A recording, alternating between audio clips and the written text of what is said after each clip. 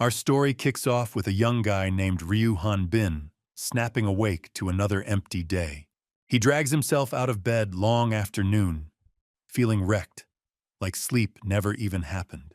A few months earlier, he'd come back from the army and decided to finally cut himself some slack. Since then, he'd failed to find either a passion or a goal worth holding on to. The only things that really hooked him were video games, fast food, and endless Netflix binge runs. But at one point, that sugar-coated lifestyle comes to a brutal stop and shatters for good. An unknown force yanks him out of his familiar world without warning and drags him into another space entirely. A guy used to lazy days realizes fast that there's no road back anymore. Everything around him looks black and white, and he can't even tell what kind of place this is. Dozens of other people stand nearby, just as lost, scanning the void in silence. An administrator activates a new system where humans are forced to clear trials and raise their stats. Each person is sent to an unfamiliar world where the path of progression begins. But right from the start, things go sideways, and the administrator screws up. Instead of sending Han with the other rookies, the admin straight up loses him, about as cleanly as Netflix drops good shows after season 1. That's how he ends up inside a simulation of Zelha-Latna, a land destined to become his new home. In this world, there's only one rule: survive and level up. The first few hours are pure chaos, and more than once Han brushes against death. Hellish dogs swarm him non-stop, and holding them back feels almost impossible. He doesn't get a single second to process what's happening or deny reality. Instinct takes over, forcing him to adapt and survive at any cost. Every clash with a monster grants experience points and sharpens his skills. The moment he kills his first hell dog, a new journey truly begins. Han can barely accept that this is real, and that burgers and ice-cold soda are gone for good. If he couldn't even land a girlfriend in his old life, thinking about that now is pointless. With his starting stats, his survival odds in this land don't even hit 5%. Everything feels like a cruel joke pulled by the gods themselves. The system hands out his first weapon, automatically assigning him the warrior class. That's when the endless grind of hell officially starts. The first steps are painful, heavy, and unforgiving. He doesn't know yet that the administrator forgot about him and that the system itself is bugged. After the first week, his body slowly starts adjusting to the new conditions. Constant battles drain him dry, and soreness becomes his default state.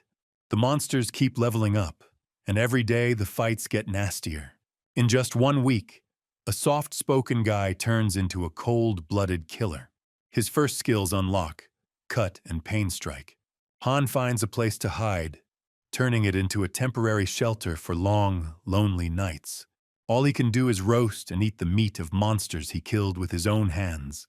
Sometimes he thinks back to the moment he was transported and realizes other players must exist somewhere. The thought of meeting them eases the loneliness, even if just a little, and sparks hope. Once he reaches level 5, he'll be allowed to leave this area and see other people. The news gives him hope, but the road to level 5 promises pain. Han wanted to go home, yet instead he's forced to jump worlds and fight monsters. He has no choice but to accept this new reality, and the fact that the hell dogs will only grow stronger. He sets a goal and swears to level up before the next month begins. Loneliness presses down hard, and the constant conversations inside his own head become unbearable. Over time, his muscles harden, tightening like steel cables. His hands grip the sword with confidence as it claims monster heads day after day. Experience points keep stacking, and killing slowly turns into routine. From time to time, real threats appear, since monster levels never stand still. But Han never once considers retreat, and does everything it takes to someday leave this blood-soaked land behind. The moment he finally raised his level and braced himself to switch worlds, another piece of bad news hit him cold. The system glitched out, and his level was forcefully rolled back. It meant only one thing: he was going nowhere, and the land of hell dogs was now his forever home. His stats kept climbing, experience kept stacking, yet his level stayed nailed to the ground. It all felt like a cruel cosmic joke, as if the gods got bored and decided to mess with him directly. Meanwhile, the monster's levels kept rising like nothing was wrong at all. Day by day, the hell dogs grew bigger, meaner, and deadlier. Just to stay alive, he had to evolve alongside this savage world. Day after day, Han slaughtered monsters, clinging to the hope that the system would someday wake up. But every night ended the same way, with an empty stare and the realization that nothing had changed. Time dragged on. He kept changing. Yet the situation felt frozen in place. At some point, the hell dogs started to look like true spawn of hell, creatures that simply refused to die. It was like endless grinding with zero progress, power without movement. After 7 long years in this hell, he noticed something strange. Players didn't age. Minor wounds healed within hours, and accumulated experience never vanished. The system stopped granting new skills, but his basic techniques were pushed to their absolute limits. The hell dogs didn't lag behind either, constantly boosting their abilities as if mocking him. Han had to adapt faster and faster, slowly shedding his humanity and turning into a pure killing machine. Sometimes he fell asleep and woke up in his old room from his past life.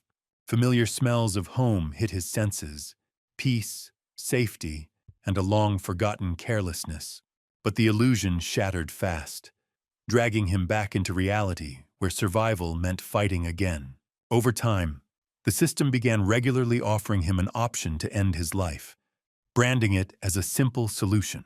He had lived in this world for over 10 years, and his sanity was starting to crack. To keep himself from completely losing it, he grabbed his sword again and again. That was how he prepared for the trials that were bound to come sooner or later.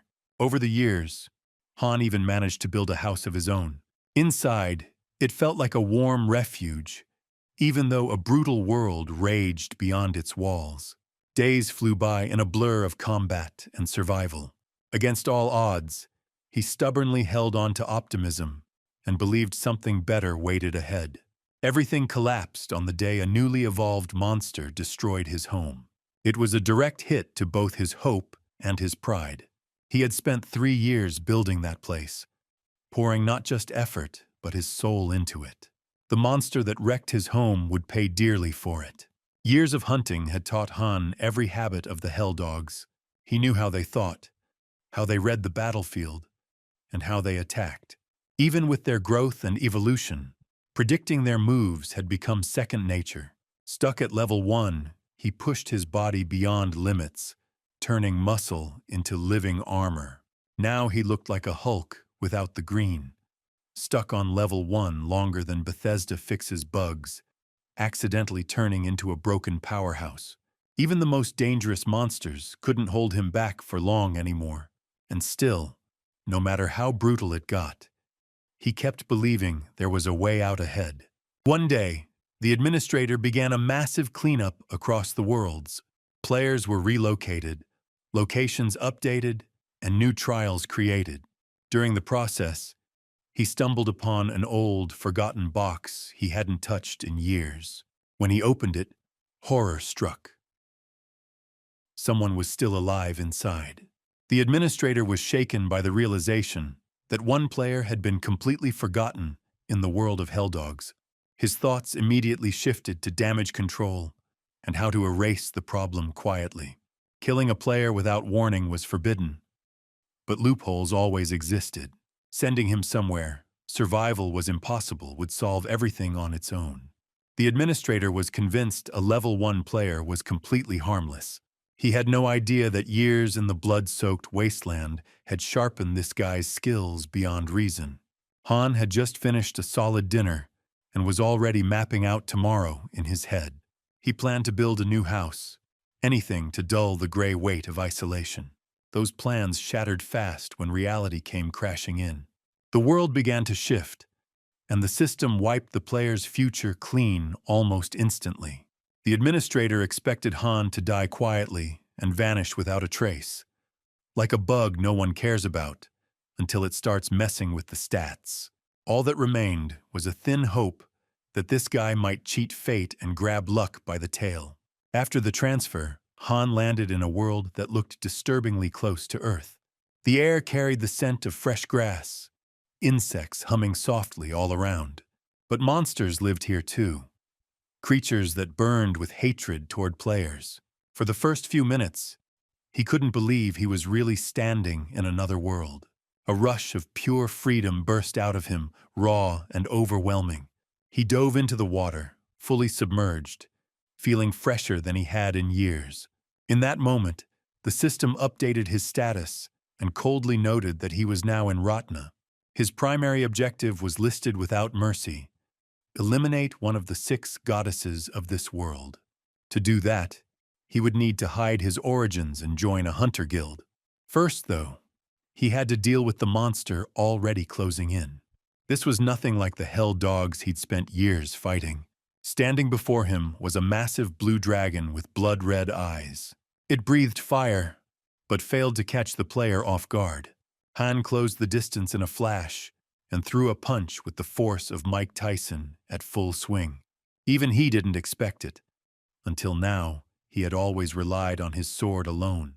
Long ago, a knightly order once thanked the gods for encountering a dragon named Efir. That dragon had aided humans, until a foolish king forced his way into the story. The king wanted a ride, and it ended in a tragic death. Every knight who loved the dragon was executed, though one managed to save Efir. From that day on, the dragon was forced to hide in the dark caves of a distant forest. Humans constantly tried to kill him, especially visitors from other worlds. Efir learned one rule for life: outsiders could not be trusted and had to be erased. Sensing an intruder, the dragon lunged to kill Han, and failed. Unlike true dragons, Efir was not a full-blooded dragon, but a wyvern. Han didn't care about that in the slightest. He was here for answers, not titles. He didn't appreciate being labeled a demon from another world. He wanted to understand why players were hated here and how Ratna truly functioned. Once upon a time, the locals had peacefully coexisted with outsiders. That changed when players began slaughtering Rathnians for faster leveling. The strongest among them formed a group called Great Earth and declared a hunt for the goddesses. As their levels rose, so did their power and influence. Over time, they turned into lunatics no one could stop. It continued until true heroes finally stepped in. The Sword Lord Bao and the Archmage Genobia were the first to rise against them. They were joined by the assassin Karhun and the Lord of Life and Death, Holian. The 4 heroes of the continent quickly ended the war, placing the burden of peace on the 6 goddesses. From that day on, Earth was branded an ally of otherworldly demons, and outsiders were executed without trial. After decades in a blood-soaked wasteland, Han struggled to grasp that he'd entered a world where everyone wanted him dead. The whole situation reeked of cruelty and deliberate malice. No matter how the cards were stacked, he would do whatever it took to return home. Even if the path forward was paved with corpses, several days passed after his encounter with the wyvern. Once he escaped the dark forest, towering fortress walls rose on the horizon. It was the city of Onpros, massive, crowded, and impossible to miss from afar. In the nearby forest, dozens of dungeons have been hiding for years, packed with nightmare-grade monsters. Many hunters gamble their lives for fast cash, operating through the local guild. Everyone who comes to Onpros is either already a hunter or dreams of becoming one. In reality, most of them are weak links, nowhere near ready for anything serious. That day, the guild doors swung open as a massive bodybuilder stepped inside. An obvious outsider from another world, clearly here to kick off a hunter career. The hall froze. No one had ever seen a human that big and that built. He looked like someone who'd been fed steroids instead of baby formula, with doctors long ago giving up and deciding to see how wild the result would be. The instant Han stated his intention to become a hunter, hands shot toward sword hilts. Before coming to the guild, he had already settled everything in advance with Efir. The dragon carefully explained how one was supposed to behave inside the city. First priority was clothing. Walking the streets naked was not an option. After confirming the human wasn't dangerous and had no urge to randomly start killing, the dragon promised his support. Knowing full well that only he could see system parameters, Han showed no embarrassment and changed clothes right in front of his new acquaintance. During their talk, he realized that meeting a goddess would demand serious effort. Only the strongest warriors of this world were worthy of an audience with a goddess. That meant slaughtering monsters and earning fame through endless battles. Along the way, Han fully confirmed that system stats were visible to him alone. Whenever he reacted to system prompts, the dragon stared as if the guy's brain had short-circuited. Once the conversation ended, the player headed straight for the Hunter Guild. On the way, he got a new hairstyle, which made him look slightly ridiculous by local fashion standards. A female administrator greeted him warmly and was ready to register a new hunter.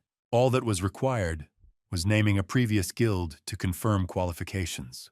Han honestly admitted he had never worked as a hunter and was starting from zero.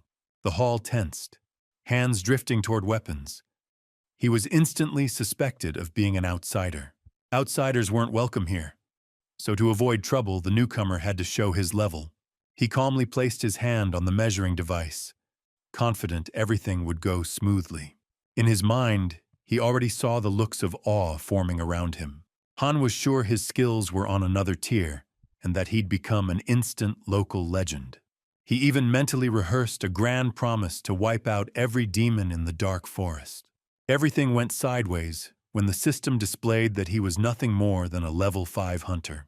The system labeled him a sword king, and the hall froze for exactly 1 second, before realizing he was a level 5 legend and bursting into laughter. The laughter rolled through the hall so loudly it felt like even the deaf and blind were cracking up.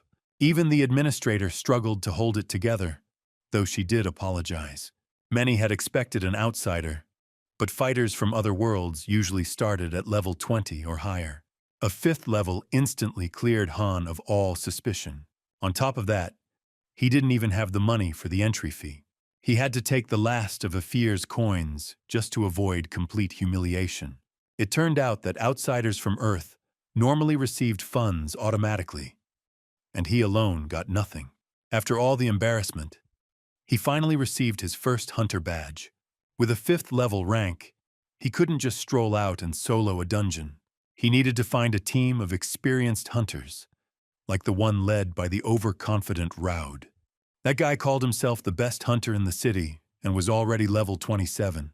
He'd recently put together a solid squad and was more than happy to take a newbie for the dirty work. His group also included a quiet, mysterious red-haired guy, a level 37 mage who deliberately suppressed his stats to stay under the radar. His name was Addis, and he immediately noticed that the Sword King was stronger than he looked. Roud, as usual, acted eccentric and loudly tried to recruit the newcomer. At one point, he tested the sword's weight and realized even 2 hunters couldn't lift it. Han looked at him like he was seriously considering whether to erase him on the spot. He absolutely hated it when someone touched his weapon without permission. For the first time since entering the guild, he openly showed his strength, lifting the massive sword with one hand. No strain, no effort. The calm voice, steady confidence, and fearless stare instantly drew the attention of a veteran hunter squad. It felt like this was exactly the kind of man they'd been missing to finally chase down their long-held ambitions. Every second, the tension kept climbing, like a serious clash was about to ignite. The room held its breath, expecting blood, because the air itself already screamed combat. Everyone wanted to know how a level 5 guy dared to challenge a level 25 fighter. Bork stepped in fast, unwilling to watch talent like that get wasted on nonsense. He immediately recognized Han's skills and openly showed interest in working together. Han understood it too. Right now, he couldn't hunt properly on his own, at least not officially, since the system still labeled him weak. If he truly wanted to grow and land in the right circle, Joining Bork's team made far more sense than sticking with Roud. Sure, he dreamed of going solo, but sometimes you start small to reach something big. That's how the guy jokingly called the Sword King ended up in his very first hunter team. Before he could fully process it, Bork was already introducing him to the rest of the squad. Alongside the captain, the team included 2 women and a young but promising mage. It's worth noting that the city of Onpros is infamous for being surrounded by an absurd number of dungeons and dangerous monsters. Almost everything in this city revolves around hunting and monsters, since they're the region's main problem.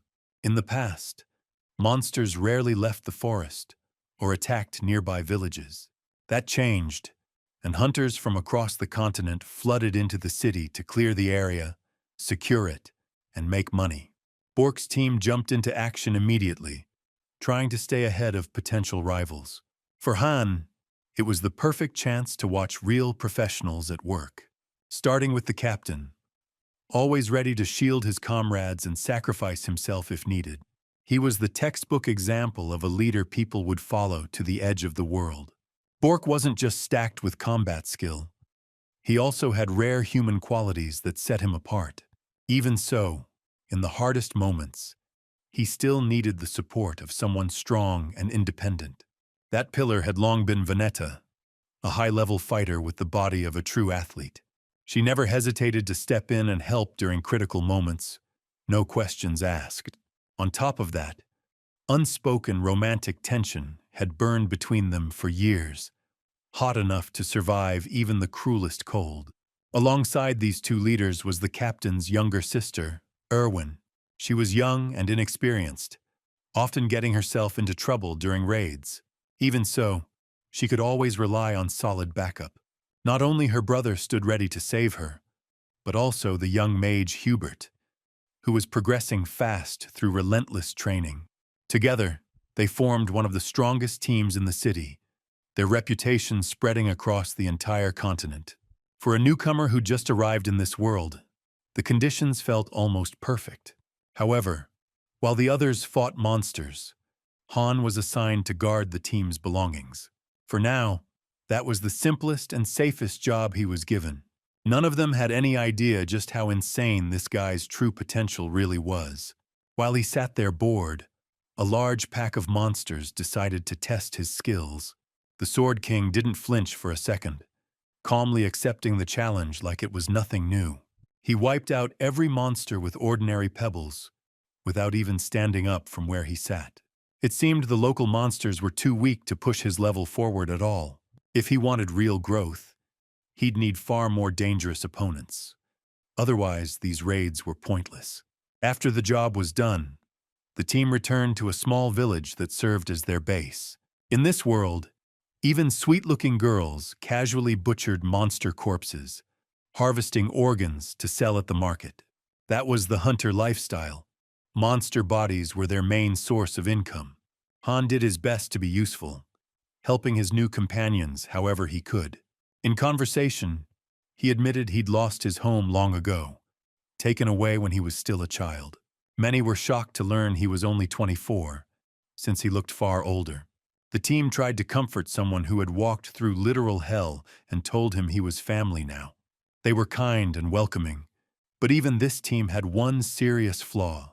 Hunters prefer not to gamble more than necessary, avoiding dungeons where truly lethal monsters lurk. They feel far more comfortable hunting in the open forest, where the odds of running into instant death stay low. That mindset didn't sit right with the Sword King at all. He'd joined the guild for risk, pain, and real progress. Disappointed, the hunter said he was heading out to train and disappeared into the forest with a dark look on his face.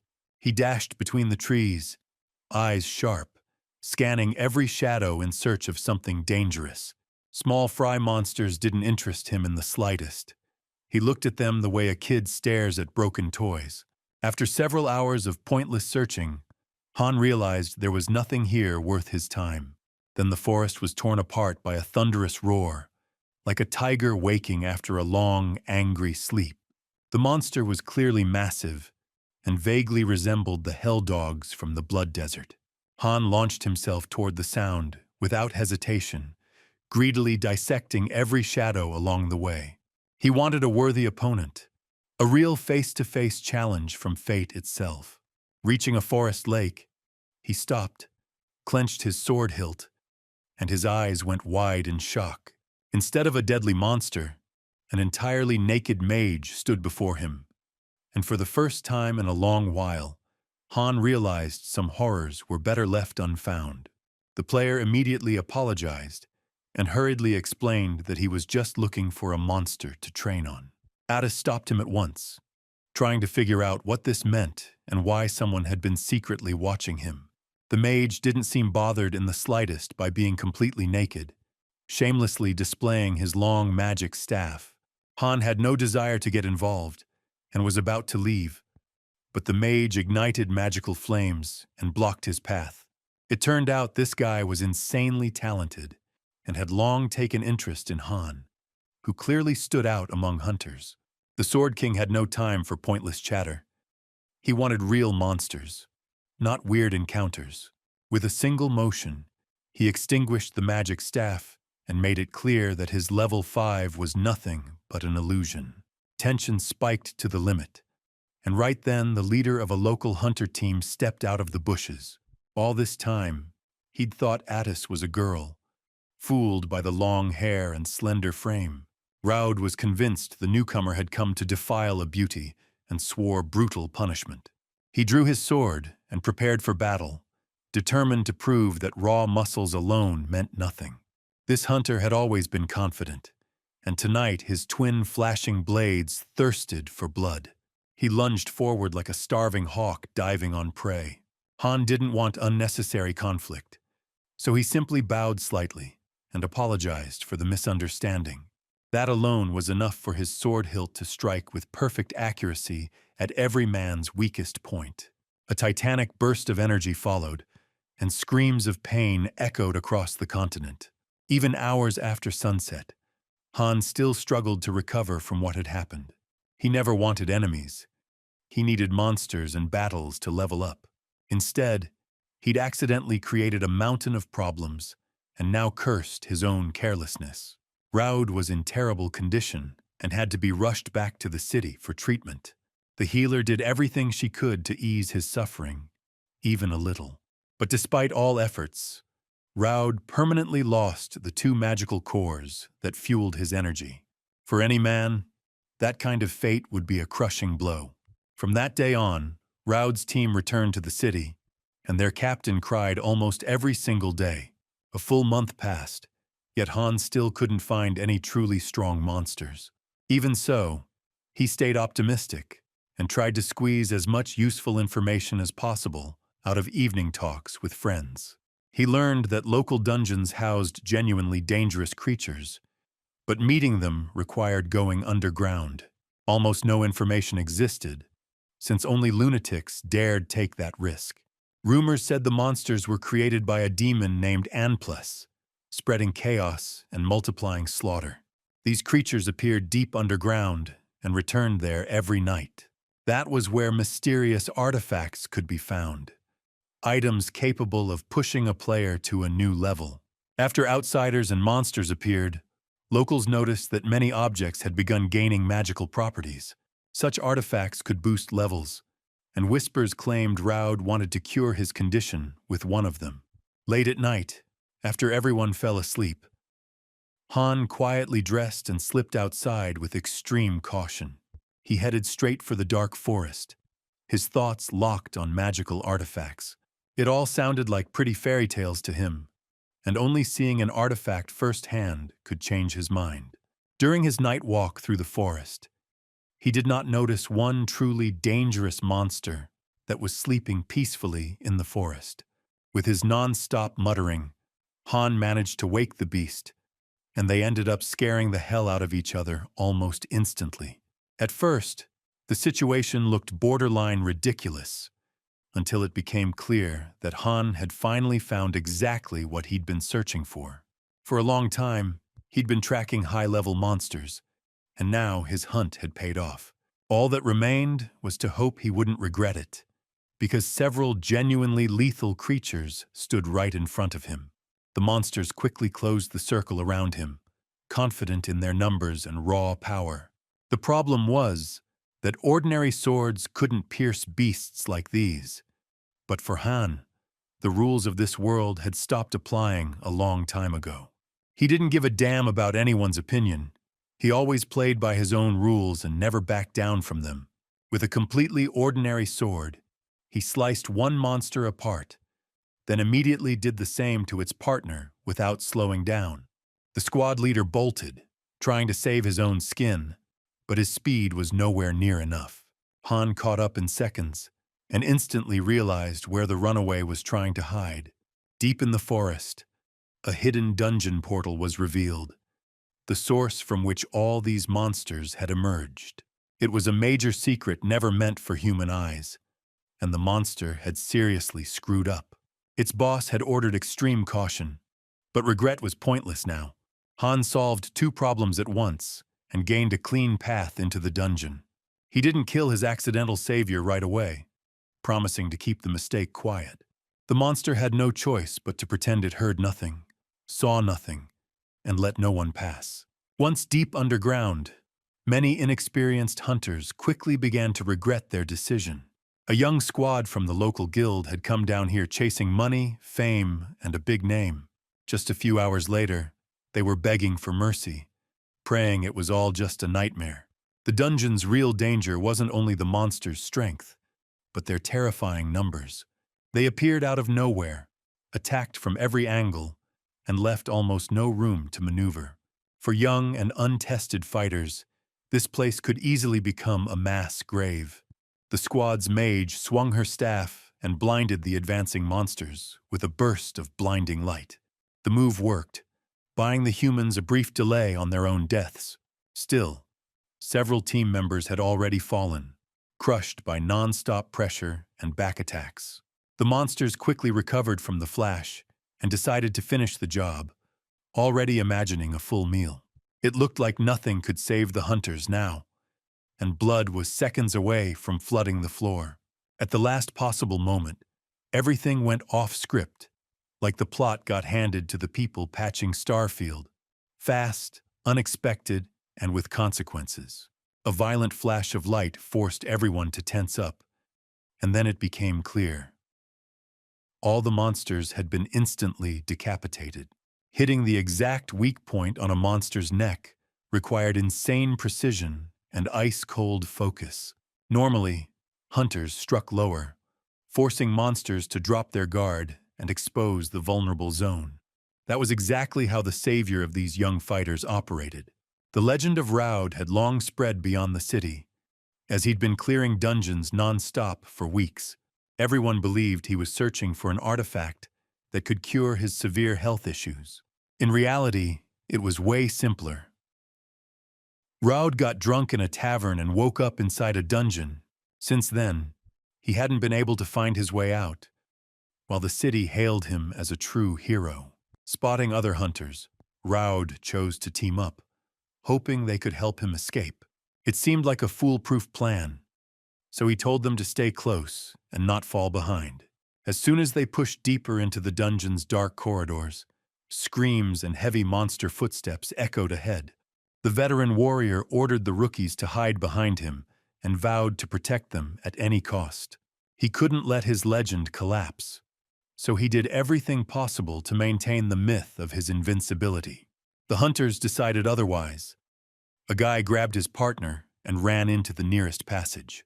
They believed their lack of skill would only drag the hero down. In truth, Roud, left alone against the approaching horde, started to panic hard. A massive wave of monsters surged toward him like a living plague. The only mystery left was what could scare these creatures so badly that they ignored a lone hunter. It made no sense. Roud had never seen anything like this during his time in the dungeon. Meanwhile, deep in the dungeon's core, something truly abnormal was unfolding. Piles of torn bodies, rivers of thick blood, and the choking stench of death saturated the air. That was Han, casually using the tornado technique and methodically wiping the entire area clean. Even after wiping out several hundred monsters, Han barely gained any experience points, as if all those battles meant nothing to the system. The system coldly judged his enemies too weak and decided that this kind of success wasn't worthy of progress. Seeing no other option, he pushed even deeper into a new cave, hoping to finally find something that actually mattered. It was there that the artifacts Bork talked about stopped being rumors and suddenly became real. Deep inside the dungeon lay a mysterious bracelet, capable of firing fireballs and granting the sensation of a true dragon's power. Without a second thought, Han grabbed the bracelet and immediately chose to test it in real combat. He readied himself for battle, feeling magical energy slowly spread through his body, creating an unfamiliar tension. After decades of fighting with a sword, it was time to try magic worthy of a true champion. Han recalled Bork's warning that monsters didn't reproduce but appeared out of nowhere. In every dungeon, there existed a special point where creatures slipped in from another world to spread chaos and death. The moment he tried to activate the artifact, bad news hit almost instantly. The bracelet refused to work, demanding level 31. The legendary artifact turned out to be about as useful as an NFT in 2025. Normally, this wasn't an issue, since only high-level professionals were allowed this deep underground. No one could have imagined a level 5 rookie making it this far. All that remained was to accept reality, sell the useless find, and look for something actually valuable. Moving through yet another cave, Han unexpectedly discovered a hidden underground passage. It was a double dungeon, buried so deep that even the air felt heavy. He was certain this was where the boss lived, the reason this entire sweep had been worth starting. In the central chamber stood a special switch, capable of sealing the dungeon completely. Han was about to activate it when slick, disgusting tentacles suddenly wrapped around his arms. That was when he finally encountered a level 45 parasite, the true boss of this dungeon. The monster had clearly waited a long time for an equal opponent, and gladly accepted the challenge.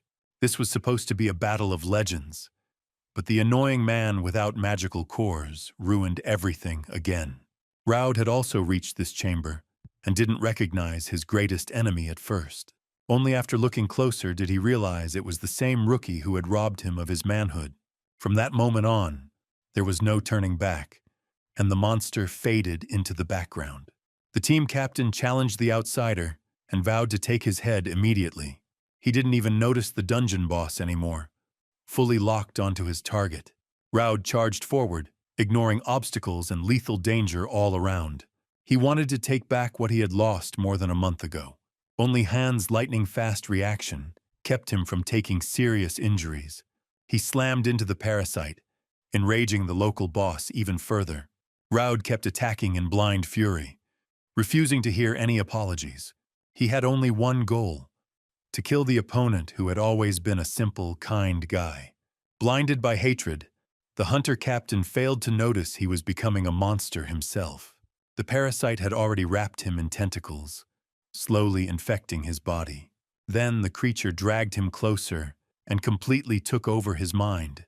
From that moment on, the monster spoke through Roud, declaring that the dungeon would never be closed. The Sword King had his own plans for the night and wasn't about to abandon them. He had come here for a fight with the strongest monster and accepted the rules without hesitation. In this battle, there was no room left for complex strategies, tense calculations, or clever plot twists. One precise strike was enough to split the monster in half and end its control over the dungeon. To the boss, this felt like a complete anomaly, especially since the opponent was only level 5. Losing to a rookie was humiliating, especially in front of its own servant. The red parasite hastily retreated to report everything to its superior. When the fight ended, Han watched with mild surprise as the system congratulated him on his success. Early the next morning, he hurried back to his team, not wanting to make them worry. Bork was already awake, training hard and preparing for new trials.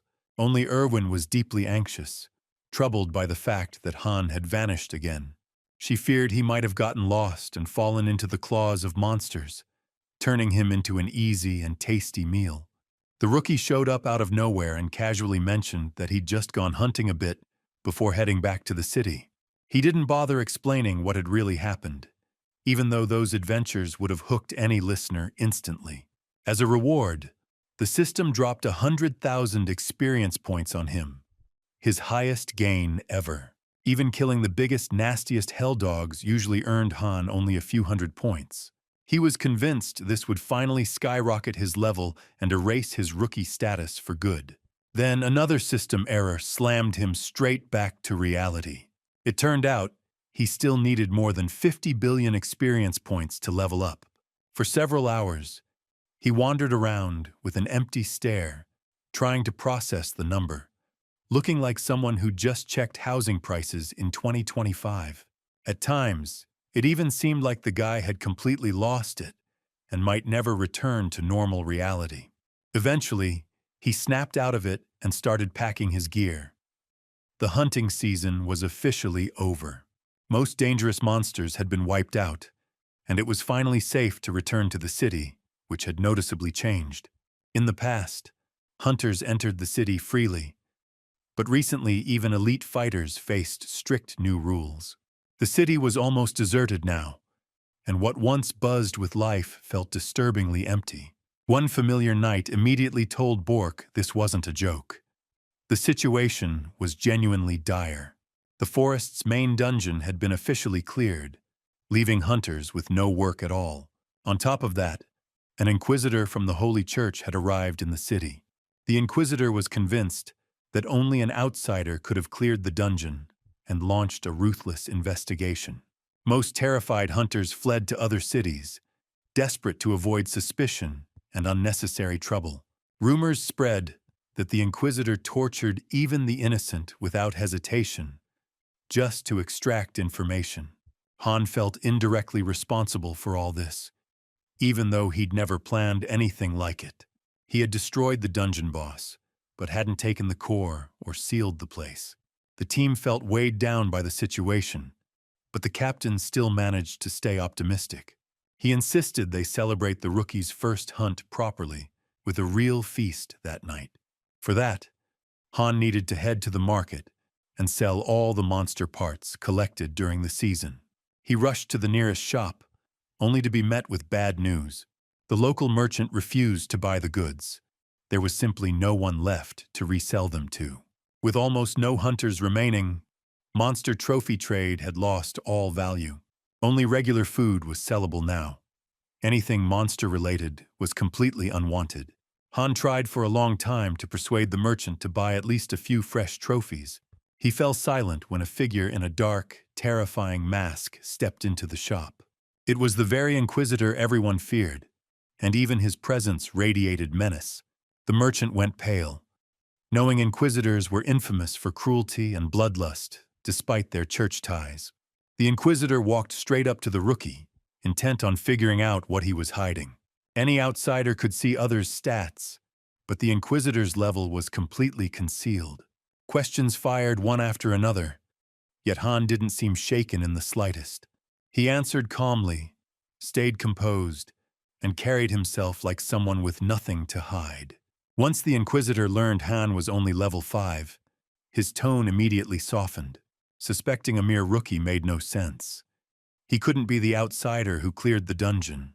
With that, the church agent turned to leave, unwilling to waste time on someone so weak.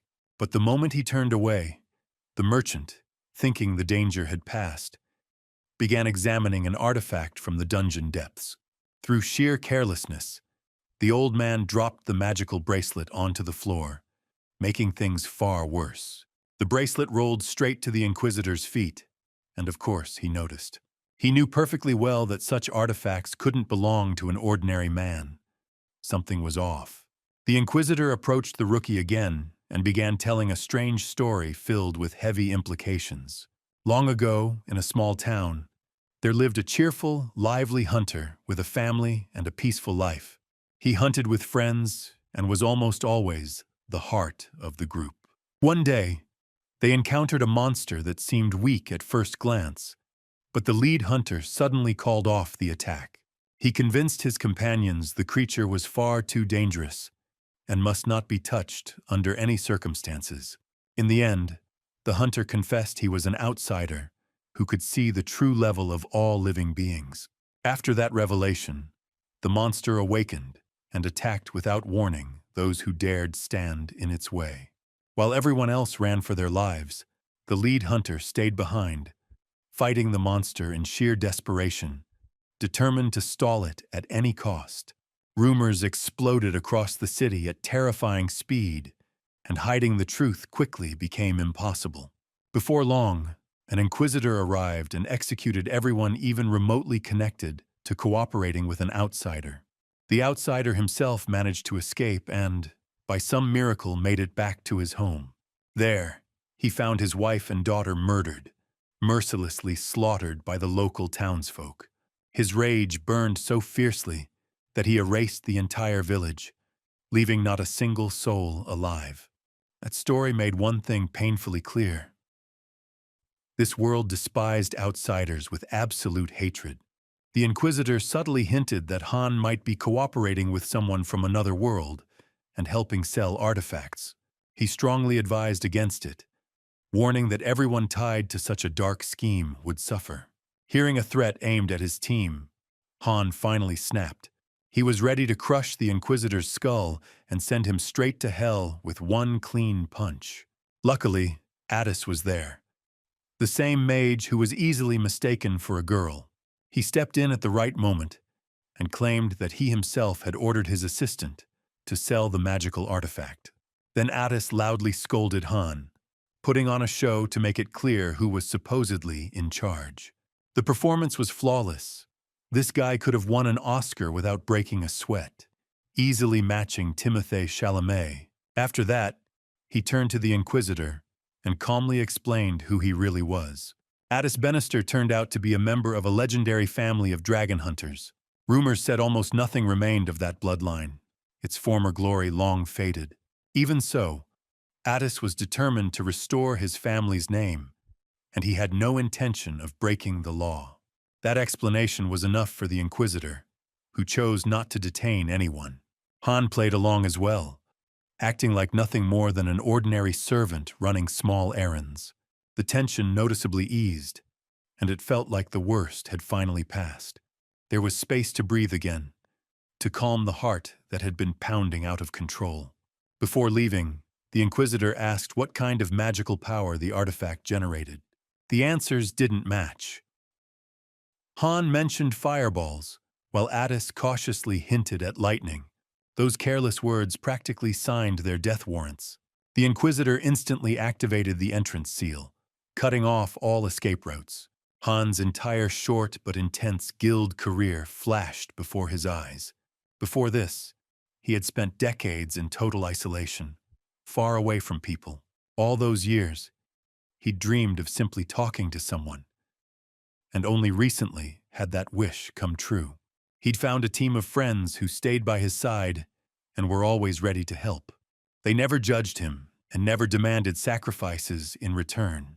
For the first time in years, Han had eaten something other than hell dog meat, which had long made him sick just thinking about it.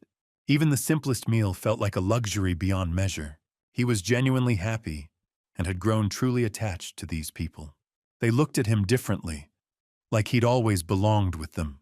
Now, with the Inquisitor present, every one of them risked losing their life. The Church's agent could erase everyone tied to an outsider, and that couldn't be allowed. All exits were sealed by the tornado technique, making resistance seem pointless.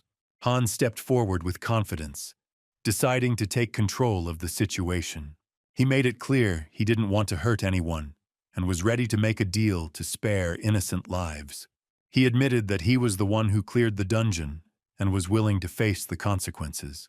The moment those words landed, the city gates suddenly burst open, followed by a triumphant shout.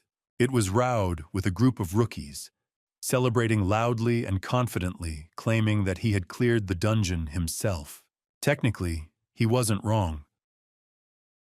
After waking up from the fight, he really had pulled the lever. Later, his friends found him, and the whole group headed home with satisfied smiles. Roud was convinced that glory awaited him, and that his name would finally be written into history. That confidence turned out to be fatal. The inquisitors mistook him for the outsider, captured him, and dragged him off to distant lands for torture. That guy's luck was catastrophically bad, and it was hard to say which god he had angered so deeply. At that point, Han's words no longer mattered. The inquisitor had already realized he was just trying to save his friends. He apologized for interfering, cast a brief glance over the gathered crowd, and wished the people of this city good luck. Once everything settled down, it was time to breathe out and have a serious talk with Addis, who had just effectively saved the Sword King. Han knew perfectly well that the story about him just passing by was hard to believe, and this conversation wouldn't be easy. For the rest of the team, returning to the city left a heavy aftertaste that wouldn't fade so quickly. The reason was simple. Almost nothing remained of the guild, and no one could even pay for monster kills anymore. The guild master had taken all the shared funds and vanished, meaning the long hunting season ended with nothing but disappointment. Now the hunters had to survive with just a few silver coins in their pockets and a pile of broken expectations. The only good news was that beer was completely free, and Bork was absolutely hyped about that. He urged his friends not to lose heart and reminded them that work could always be found, even when it felt like the world was ending. Instead of tears and complaints, he suggested celebrating the end of the hunting season and Han's first raid. They quickly cooked dinner, poured cold beer into mugs, and waited for their favorite rookie to return. When the door swung open, everyone was sure it was him and that the celebration was about to begin. But things went completely off script, and even the ever-smiling Bork lost his trademark grin for a moment. Instead of Han, a long-haired guy stepped into the guild hall, wearing a lonely, almost guilty expression. Addis had arrived carrying the belongings Han was supposed to bring back himself. Everyone exchanged tense glances, trying to understand what was happening, while the guy nearly buckled under the pressure. He had nowhere near Han's muscle mass, so carrying such heavy loads was clearly too much for him. The mage explained that Han had asked him to return these items, and that was all he said. The hunters' spirits dropped instantly, as they realized their friend had likely decided to quit a career he'd only just begun. The strangest part was that every bag was stuffed with gold coins instead of the usual monster parts. There should have been far less money, but the bags looked like Han had accidentally looted the final chest in Roblox, and the admin never rolled the server back. The only thing he chose to pass on besides the money was his hunter badge, which he no longer needed. The mage looked at the team with quiet sadness, fully understanding how crushed they felt. The guy who had just become part of their family suddenly chose to leave without explanations or goodbyes. Most likely, it was because of that inquisitor, who had made it painfully clear he'd kill anyone cooperating with outsiders. Before leaving, the inquisitor had decided to show something to the mysterious rookie. One glance at that emblem was enough to make Han freeze, swallowing his words like he'd been paralyzed. It was the symbol of Great Earth, the outsider association that had tried to conquer this world years ago. They were destroyed by 4 heroes, and ever since, everyone believed Great Earth would never rise again. Han pretended he didn't understand what this was about, and simply wanted to leave as fast as possible. The Inquisitor felt that the rookie didn't seem like an outsider, yet deep down sensed a strange pressure around him. He warned that if Han did turn out to be an outsider, all his friends would die brutal deaths. Those words were enough for Han to decide, once and for all, to leave the team and walk the path of a loner. Making that choice was agonizing, especially since he'd only just felt like he finally had a family. Now everything had to start over, and this harsh world clearly wasn't about to cut him any slack. Wandering through the city, the player ran into local bandits and quickly learned how things really worked here. Meanwhile, his friends were racking their brains, trying to understand the real reason behind his actions. Some called him a self-absorbed egoist, while others genuinely tried to figure out why he'd done this. The captain calmed everyone down, saying Han was simply tired of the hunter life and needed a break. He reminded them that Han had sent them a massive amount of money, and that alone deserved gratitude. No matter what happened, Han could always come back, knowing there were people here who truly cared about him. Several hours later, the main character was jolted awake by a splash of icy water. It was the same bandits he'd clashed with earlier on the city streets. Towering over him stood a massive bald brute, one of the gang's bosses.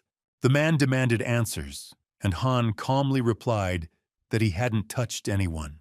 The bandits tried to beat him down, but immediately injured their own arms and legs, because this guy was tougher than stone. No matter what he said, no one listened, and eventually the bald brute lost his patience. He decided to personally test how strong the rookie's jaw was and threw a crushing punch. The result shocked everyone. Han didn't feel a thing, while the bald brute shattered every finger in his hand. An angry crowd of bandits quickly gathered around, trying to figure out what to do with this strange newcomer. Some of them seriously suggested burning him at the stake and getting rid of the body, just to avoid attention and unnecessary trouble. At that moment, a calm yet firm voice cut through the noise. The voice of a seasoned man everyone around clearly saw as the real boss. He studied Han closely and asked a few probing questions, which the rookie deliberately avoided answering directly. From the boy's posture and eyes alone, the old man immediately understood he was someone who had survived the Rocky Mountains. That was the absolute truth, and Han was genuinely shocked that the old man even knew about his origin. The boss said that if Han wanted real answers, he'd have to join his company and work there for at least a few months. Han had no choice left. He'd walked away from his team, and the guild had been completely wiped out. To avoid ending up broke, he agreed to cooperate and soon realized these weren't ordinary bandits at all. It turned out most of them worked for an architectural company closely tied to real estate.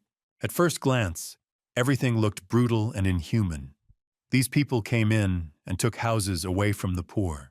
One day, a father returned after a long search for work and tried to protect his wife and child. He waved a sword and shouted that he was ready to go all in just to keep his home. No one listened, and soon a man known as the Rock stepped forward. He was so massive and intimidating that simply standing near him felt uncomfortable. No matter how hard the young father tried to stop him, Han showed zero fear of the sharp blade. He looked at everyone around him like ants, creatures incapable of frightening a real tiger. Taking a few steps forward, he swung once and obliterated the massive house with a single crushing blow. At first, it looked heartless, but within days it became clear things weren't that simple. After demolishing the old houses, the architectural company began building new, modern structures. Young families finally got a chance to forget leaking roofs, freezing winters, and damp late autumns. No one knew where the company got its money or what its true goal was, but many people received new homes because of it. Once the work was done, Han immediately headed to meet the old man. Lately, inquisitors kept haunting his thoughts, making him nervous and overly cautious. A lot of time had passed since he started working, and his desire to learn the truth about the Rocky Mountains only grew stronger. The old man was clearly hiding something, and things couldn't go on like this. Han desperately wanted to understand his origins and find out if returning home was even possible. Still, he avoided admitting he was an outsider, instead speaking loudly and arguing like an unhinged madman. The boss calmly listened to every emotional rant, sitting steadily in his chair. He had known for a long time that Han came from another world and had no intention of exposing him.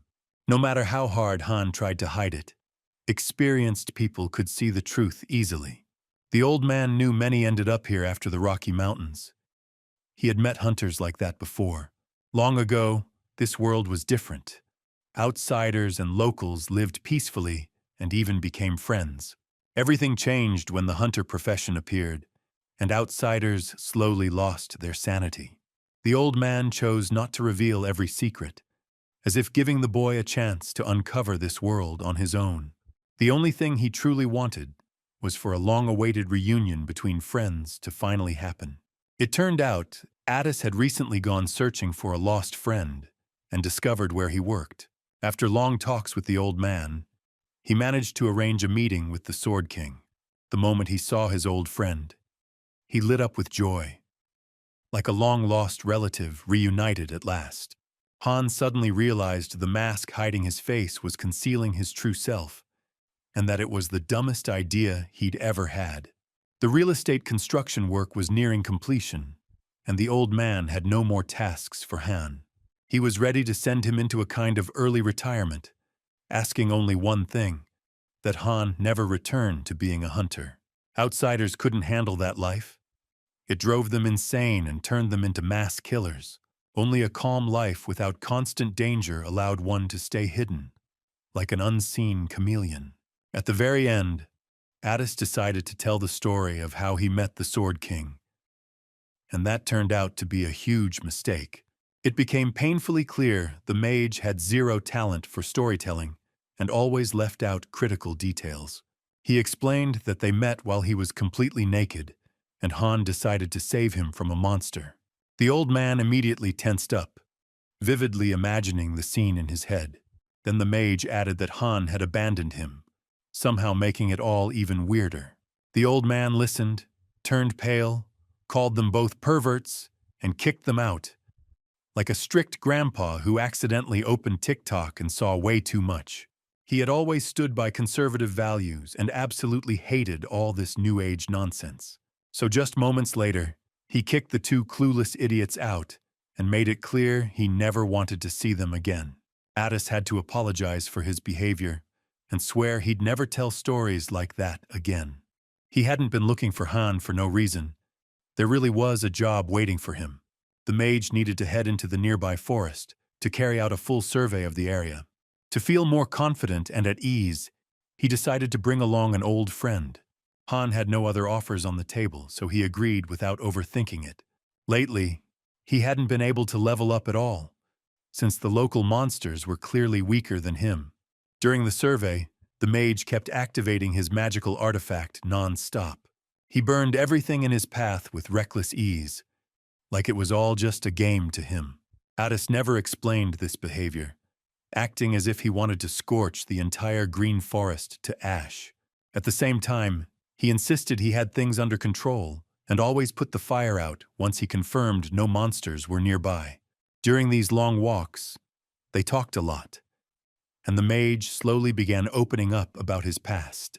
He explained that almost no one hunted dragons anymore, since those creatures had nearly vanished.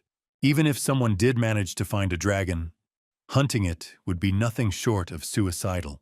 A single flap of a dragon's wings could wipe a human out, so it was better not to try at all.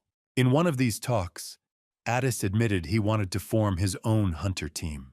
Han would be his first ally if he agreed to work together. It was obvious the Sword King trusted no one and feared his secret might be exposed. At the same time, he knew perfectly well that without progress, he'd never earn an audience with a goddess. All that remained was to decide whether he could trust the red-haired guy with the bizarre magic. Right then, the conversation suddenly turned tense, even though everything had been calm a second earlier. Addis abruptly grabbed his magic staff and aimed it straight at his friend. There was no way to tell whether it was a sudden lapse of sanity or a deliberate attempt at murder. Only at the last instant did Han dodge, immediately realizing his friend was actually protecting him. A precise magical strike obliterated a kobold that had been patiently waiting for the perfect moment to attack. It was strange, since creatures like that usually hunted inside dungeons. At best, they came out at night, but never attacked in broad daylight. When they cut open the monster's belly, they found a half-eaten human finger inside. It became clear that an entire kobold tribe was hiding nearby, and all they had to do was wait for nightfall to start the hunt. Just north of the forest stood an abandoned village, completely overrun by monsters. That was unusual, since such creatures normally lived deep underground. After Roud sealed one of the dungeons, everyone believed there were no serious threats left in the area. Looking closer, the mage spotted a suspended human who seemed to still be alive. He immediately wanted to rush in, but Han stopped him.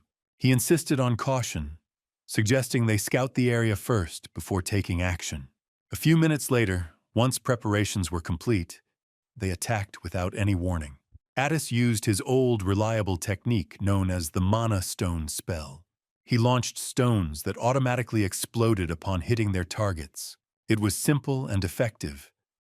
There was no need for close combat to wipe out monsters. At first glance, Addis might seem cautious or even a little timid, but in a critical moment, he instantly turned into someone unstoppable. Within minutes, the entire village was engulfed in flames, monsters screaming and scattering in panic. There were no humans left inside. Those unfortunate souls had been eaten long ago. The final victim had been hung up as bait for inexperienced hunters, luring them into a trap. The strategy wasn't bad, but the monsters failed to account for running into well-prepared and extremely powerful fighters. Using fire magic, Addis handled every threat with ease and didn't even break a sweat. He blew everything up with the kind of joy you'd expect from someone who found a nuclear launch button and decided to test it with no moderation. When the flames finally died down, they calmly walked the perimeter to assess what had happened. Hunter badges were found everywhere, belonging to people who died months ago. It was clear that all of them had fallen to the monsters, one by one, without a chance. After a short but careful investigation, it became clear that an active portal was hidden right inside the local well. No one could have imagined that another dungeon existed in this region, so carefully concealed from sight. Now it was obvious where the extra wave of monsters had come from, but one critical question still had no answer. Someone had deliberately opened this portal, and that required serious skill and confident control over dark magic. An ordinary monster couldn't pull that off. This was the work of a true professional of the dark arts. Lost in thought, the hunters didn't even notice danger creeping up behind them. The air around them slowly began to freeze, as if an ice king had decided to personally announce his presence. A skeleton named Lich appeared before them, and it was obvious he wasn't here on friendly business. A level 72 monster like this could easily become the greatest threat Han had ever faced. This skeleton was a straight-up psycho. He could smell fear and instantly got hyped by it. The moment he sensed even a flicker of terror, his stats spiked hard, making him twice as dangerous. He made it clear right away that no one was escaping, since everything unfolding was part of a carefully planned trap. He was the one who released the dungeon monsters to lure wandering hunters to this place. The mage's fire attacks didn't scare him at all. The Lich had long since mastered the element of cold. Using his crystals, he could chill even volcanic lava, let alone ordinary magical flames. To buy at least a little time, Addis decided to fall back on an old, reliable trick. He struck the skeleton with a mana stone, and after the explosion, retreated with his friend to a safer distance. A plan was needed immediately, because a direct clash meant guaranteed death. Everything seemed calm on the surface, but the crushing sense of an incoming catastrophe wouldn't let Han relax. He realized something was wrong when he felt an icy wind right at his back. At the last second, he grabbed his friend by the arm and yanked him to a stop. An icy prison instantly formed around them, trapping them inside a magical sphere. The hunters were caught, and any plans of a safe retreat could be thrown straight into the trash. Fire techniques stopped working. The temperature was far too low for flames to show their true power. While Addis desperately tried to melt the ice, the Sword King prepared to face the skeleton head-on. He had long mastered the slaughter of hell dogs, but fighting a spellcaster was a whole new game. The Lich immediately unleashed freezing winds, cooling the fury of the otherworldly mercenary. Despite all his experience, Addis froze for a moment, like a child crushed by pressure. His earlier enthusiasm vanished, replaced by doubt and raw fear. Even so, with the last of his strength, He called out to his friend and begged him to run the moment a chance appeared.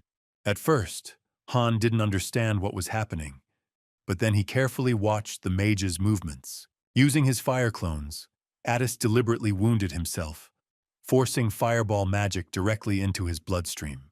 When the skill finally activated, his veins glowed red, as if they were about to erupt in flames. That was how Addis overcame the cold inside his body and earned a real chance to fight. He asked Han to trust him and promised to handle the skeleton alone.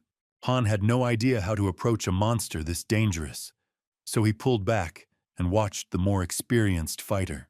The lich was clearly enjoying the moment, in no rush to kill his captives, savoring the tension. First, Addis performed a simple distraction, nothing special at a glance. He tossed his magic staff, which exploded a few seconds later and diverted the skeleton's attention. While the lich tried to process what had just happened, his opponent began to change rapidly. Internal energy flows restructured themselves, something even the skeleton noticed through thermal sensing. In that instant, he realized he was about to experience emotions he never signed up for. The shy, quiet mage transformed within minutes into a massive dragon. Like that one classmate everyone laughed at, who suddenly became a millionaire and vanished from the chat. Han understood immediately, memories of that night in the forest flashing back. Back then, he'd run toward a monster's roar, never realizing that monster was his friend. Now it was clear why Addis had been completely naked. Just minutes earlier, he'd turned into a dragon. There was no time for explanations. Action had to be fast, brutal, and without compromise.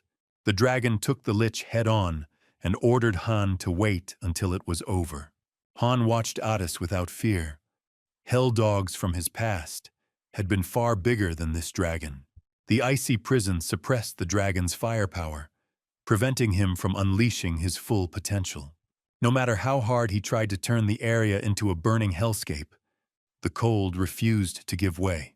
At one point, the dragon's inner core finally stored enough energy for a decisive strike. It was an explosion of pure rage, driven by a single purpose: to erase the enemy. Facing that kind of force head-on meant suicide, so the lich calmly dodged instead. He moved with precision and flexibility, always positioning himself to avoid being caught off guard. The cold kept intensifying, and time was clearly working against the dragon. Victory demanded non-stop pressure, attacks without pause, leaving the enemy no room to breathe. The lich could feel it perfectly. The dragon's magic was slowly running dry. He deliberately dragged the fight deeper into his own element, forcing the dragon to burn through every drop of firepower. To the skeleton, it all felt like entertainment. He barely even tried while deflecting the attacks. When even the strongest blows failed to deal damage, the dragon chose to change tactics. He redirected the raging flames and blasted a breach into the icy prison. There was only one goal: to give Han a chance to escape, while the dragon held the skeleton back. The Sword King didn't want to abandon his friend, and stayed by his side until the very last second. Only later did he realize survival required retreating alone, without giving the lich a chance to pursue. As Han neared the exit, countless ice crystals instantly formed in the air. They looked like a crocodile's razor teeth, ready to turn a human into shredded meat on command.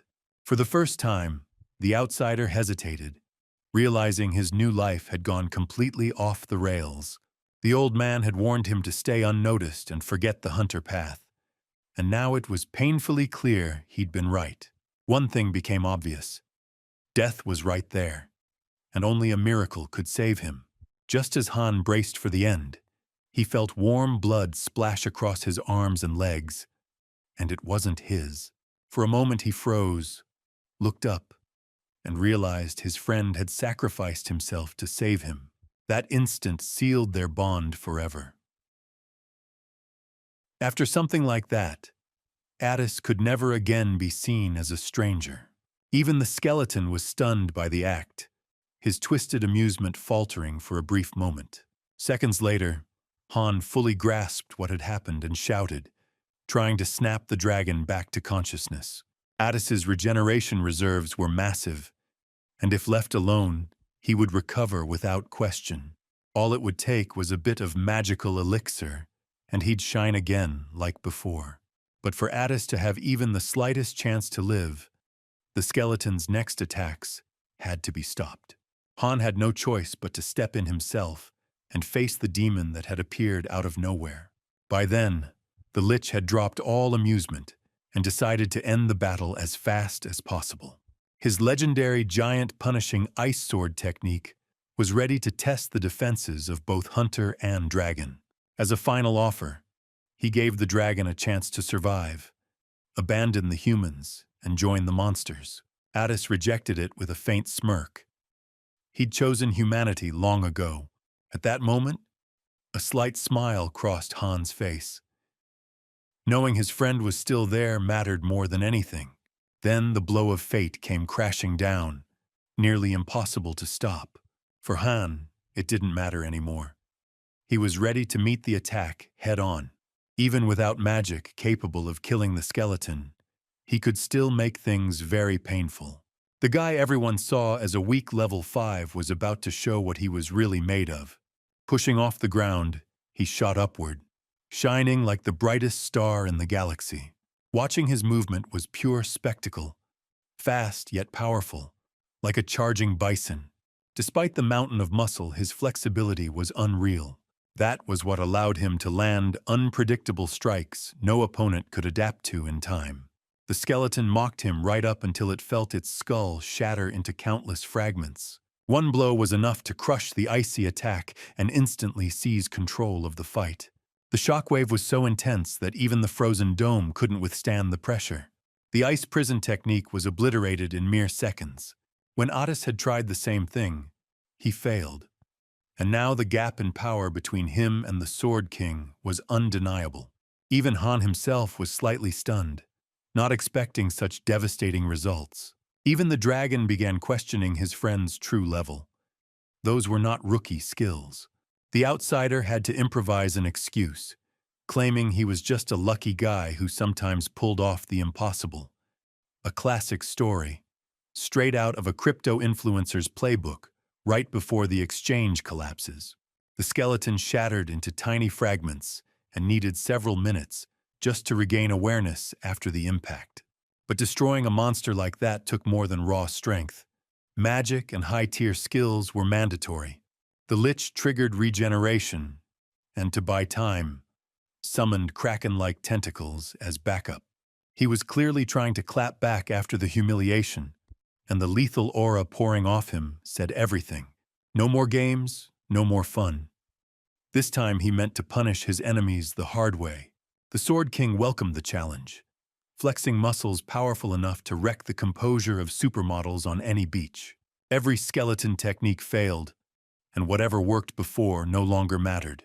He had run into the true executioner of this world, someone ready to snap the rules and rewrite reality. It wasn't hard to guess that the skeleton had originally been an outsider from Earth. Once his life had meant nothing, then he was chosen and granted a second shot in a new world. Everything went smooth. He felt strong and untouchable, until he collapsed like a house of cards. The moment he believed death was beaten, fate yanked him straight back to the ground. As Han delivered killing blows, the dragon struggled to understand how he'd missed the rookie's real strength for so long. This guy could stand his ground, and not even an immortal skeleton could change that. The lich healed again and again, but every clash ended the same way. While ice techniques failed, the Sword King needed only one hit to tear the enemy apart. By now, Han fully realized the skeleton wasn't a native monster, but an outsider like himself. From that moment on, the lich's fate was sealed, no matter how hard he resisted. Confidence dissolved into sticky fear, and the skeleton tried to run like a cornered, terrified dog. Too many people had suffered because of beings like him, turning his existence into a curse. This skeleton cast a shadow over all outsiders, and for that, a brutal and public punishment awaited. No matter how desperately he clung to life, activating the ice puppet technique only delayed the inevitable. Han sliced through frozen monsters with terrifying ease, like a hot blade through soft butter. He smashed his enemy's teeth again and again, dark satisfaction clear in his eyes. He'd felt that same sensation only once before, when he killed the hell dog that destroyed his home. But total victory required aura, and that technique was still beyond his reach. The skeleton's body was pure mana, and disrupting its flow would shatter all magic. In theory, it sounded simple, but in reality, it demanded a completely different tier of power. The skeleton clung to a false sense of invincibility, regenerating and restarting the fight over and over. Realizing his enemy couldn't use aura, he gambled everything on one final charge. It was the desperate move of a loser trying to re-enter the race and prove he still mattered. He gathered every drop of internal energy and unleashed a deadly technique, draining himself dry. Recovery would take ages after that, but he was sure the hunter would die. The entire area exploded with monstrous force, turning night into day. Addis could only squeeze his eyes shut and pray, fists clenched in helplessness. He expected icy death, but instead felt a light wind of freedom. Opening his eyes, he realized it was now Han's turn to save him. No sacrifice was needed. One sword swing and a lifted stone were enough to defend them. Aura was the orthodox path to victory, but sometimes there was a shorter, far riskier road. Han chose that path, proving even an immortal warrior's aura didn't scare him. He pushed through torrents of icy mana and closed in to finish it. The sword once mocked, now cleaved energy itself, completely ignoring magic. In that instant, a legend began to form, one capable of flipping this entire world. The lich was done, his final defense cracking like Donald Trump's patience the moment he realized Greenland was never happening. Han grabbed the enemy by the neck and stared straight into empty eye sockets. A smile crossed his face, revealing the true nature of a man who'd crossed the line long ago. The skeleton looked helpless, believing for the first time that his immortality was gone. Agony consumed his body as he struggled with his last strength against death. Watching it was almost ironic. The ice techniques had long proven completely useless. No matter how hard he tried to escape, it was impossible. Han had already taken his bony legs. The lich was now completely under his control and had no choice but to reveal every single piece of information he possessed. At that point, it really would have been wise to keep kids away from the screen, because what followed turned into a raw and terrifying descent into true madness. Han grabbed the skeleton's bony legs and began methodically grinding them down with his blade, forcing the lich to endure unbearable pain. The skeleton screamed, cried, and begged for it to stop, but those sounds only fueled the cold insanity burning in Han's eyes. Only hours later did it finally end, and the mutilated scene sank into an eerie, suffocating silence. The wounded dragon came to when he felt a cold, burning, sticky liquid being poured over his body. It turned out to be a recovery potion Han had been carrying in his backpack for emergencies. He quickly found several vials, carefully opened them, and used the potion to restore his friend's health. Han calmly explained that the skeleton was no longer a problem, since it could now be considered a completely neutralized cripple. The legless outsider couldn't escape anywhere and only whimpered softly, writhing pitifully like a wounded duck. The moment for a serious conversation arrived. They needed to find out who he worked for and what his organization was after. Han was ready to erase the enemy on the spot, but the skeleton's upper body turned out to be unexpectedly durable. Addis decided to finish what had been started and stepped toward the defeated enemy, fury blazing in his eyes. He was prepared to use magic and erase the skeleton completely if the truth wasn't revealed immediately. Refusing to betray his allies, the lich chose to trigger self-destruction, using the remnants of his own mana. As he tried to end himself, a golden coin fell from his pocket. Impossible to miss. Han instantly picked it up, his eyes widening as if the full scale of the conspiracy had just been laid bare. In that instant, he realized the skeleton had been cooperating with a corporation known as Great Earth. It turned out these hostile outsiders were stockpiling power for one reason only: to destroy a world they openly despised. Right before dying, the skeleton promised their plan would be completed, and that stopping them was already impossible. His presence was so ominous that the two hunters barely dared to move, like employees at a corporate party when the CEO suddenly shows up and everyone remembers their KPIs. Then came a massive explosion that shook the earth, leaving nature itself struggling to recover. Now it was time to return to the cave in the northern forest, where events were unfolding in parallel. A dragon named Efir lived there, and lately he had begun packing up and searching for a new home. Circumstances kept getting worse, and the world itself seemed to hint that something truly horrific was approaching. Efir didn't want to leave his beloved cave, but everything happening made it clear he no longer had a choice. It all began when an unknown mage started mercilessly burning the surrounding forest, leaving nothing alive. Then sudden frost struck, and massive glaciers nearly destroyed the dragon's cave itself. Just when Efir thought things had finally stabilized, a strange explosion hit, triggering a real earthquake. Most likely all of this was connected to the dragon helping an outsider and angering the gods in the process.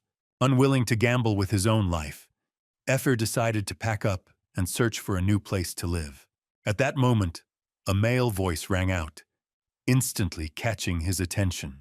It turned out a hunter was nearby, hoping to speak with the kind and peaceful wyvern.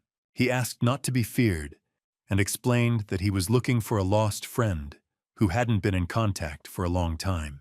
According to him, that friend looked rather strange, almost like a skeleton. As he said this, the hunter slowly reached for his sword, clearly signaling how things might end. Just a moment before the blast, the skeleton's teeth flared with bright blue light, foreshadowing disaster. Addis panicked first. He instantly understood what was coming and yelled for his friend to run. He tried to take control of the situation and neutralize the threat, but his mana reserves drained at terrifying speed. The dragon lost consciousness, finally losing hope of saving both himself and his friend. Seconds later, an explosion tore through the area, leaving behind a gigantic crater, as if a meteor had struck. When mysterious mercenaries arrived at the site, they struggled to understand what had happened there. The aggressive, overly emotional girl was named Leslie. She'd long walked the path of banditry and shady deals. The man working with her was Richard, and by tracing mana residue, he realized heavy magic had been used here. His intuition told him this was the place where one of their allies, the lich, had perished. That man had deliberately turned himself into a skeleton to never die again, making his self-destruction painfully ironic. Soon Alejandro approached Leslie, as usual managing to ruin the mood just by showing up. He constantly harassed her, and clearly had no concept of personal boundaries or basic decency. Sometimes a knife had to come out to make it crystal clear that continuing like that would end very painfully. Once again, Richard had to step in to calm the two down before they started yet another fight. During the battle, one of their operatives was killed, and after that, it was clearly no time for jokes. Richard understood almost everything, but one detail of that fight kept bothering him. A battle had clearly taken place nearby, raising the obvious question of why the skeleton chose to self-destruct right there. It felt as if someone had deliberately moved him to that spot, and that someone possessed terrifying, overwhelming power. In reality, everything was decided by an ordinary guy from Earth, who sent the skeleton's head flying with a single kick, like a soccer ball. No VAR, no appeals, no rematch. When Addis lost consciousness, his friend panicked and spent several long seconds unable to figure out what to do next. The explosion could have happened at any moment, so Han didn't hesitate and simply hurled the skeleton's head as far away as possible. Right after that, he picked up his friend and rushed him back to the city for urgent recovery. He immediately went to the old man for help, but when the old man saw Han show up again with a naked Addis, he nearly kicked them out, once again labeling them perverts out of habit. Only later did he calm down and finally agree to help. So Addis ended up in the local hospital. Now there were almost no secrets left between them, and the dragon fully understood that his friend was truly an outsider. Yet even with a mission to kill a continent's goddess, Han still dreamed of a quiet life and trying to fit into this world. He wanted to be an outsider who didn't kill people and lived within the law. He knew that sooner or later, most outsiders snapped, started killing, and slowly lost their minds. That path scared him more than anything, so he tried to act with maximum caution. Han understood that dealing with other outsiders was dangerous. Any one of them could break someday and choose a blood-soaked road. That was why he decided to continue his journey alone, without putting his friends at unnecessary risk. He said goodbye to Addis and explained that he was moving to a completely different city. It was an honest confession, like finally letting out everything he had kept bottled up for so long. Addis responded in kind and admitted that his real surname was completely different. He had been created by the great goddess of shadows to become a dragon's descendant, and dragons were known for always paying their debts, meaning Addis would be forever indebted to his friend.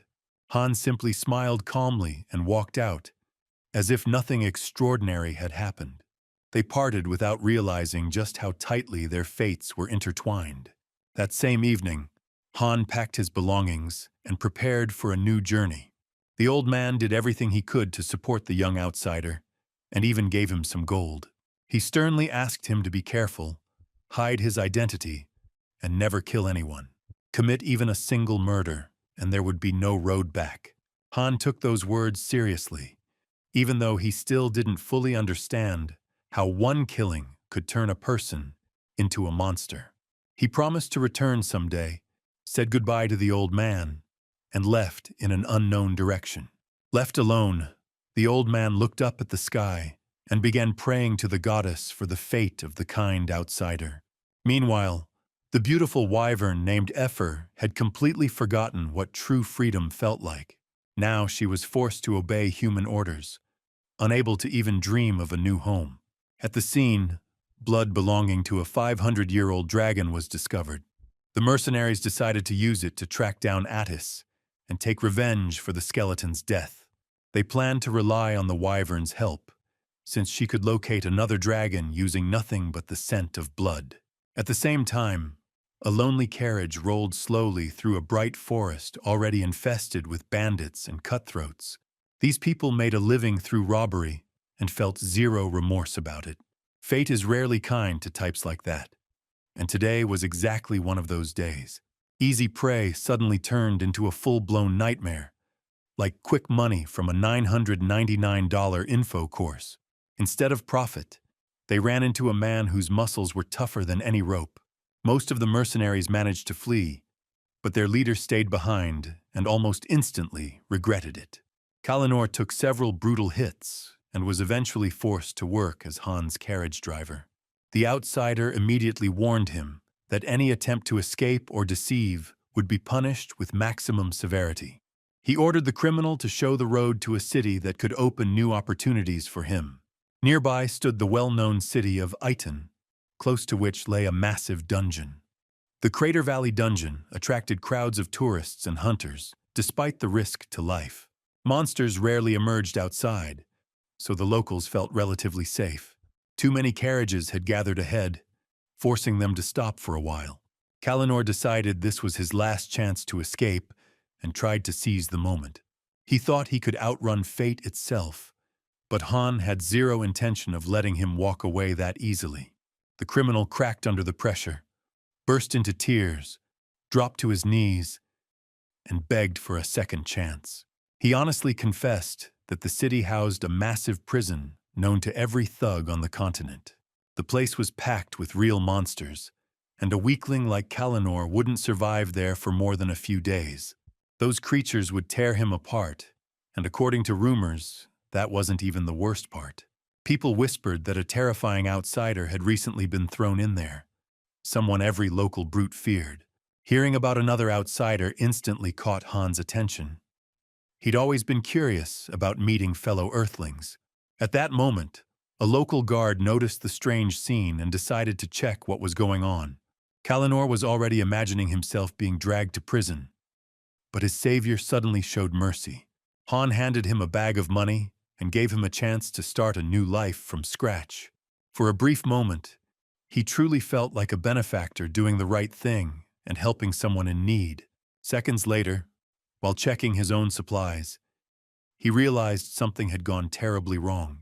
He'd mixed up the bags and handed the bandit the gold, keeping only copper for himself. Exactly like trying to buy a skin and accidentally one click donating everything. It was a total disaster, and of course by then Kalinor had already vanished. Once inside the city, the Sword King immediately started looking for any kind of work. He was almost broke, and the situation looked downright grim. There was no other option.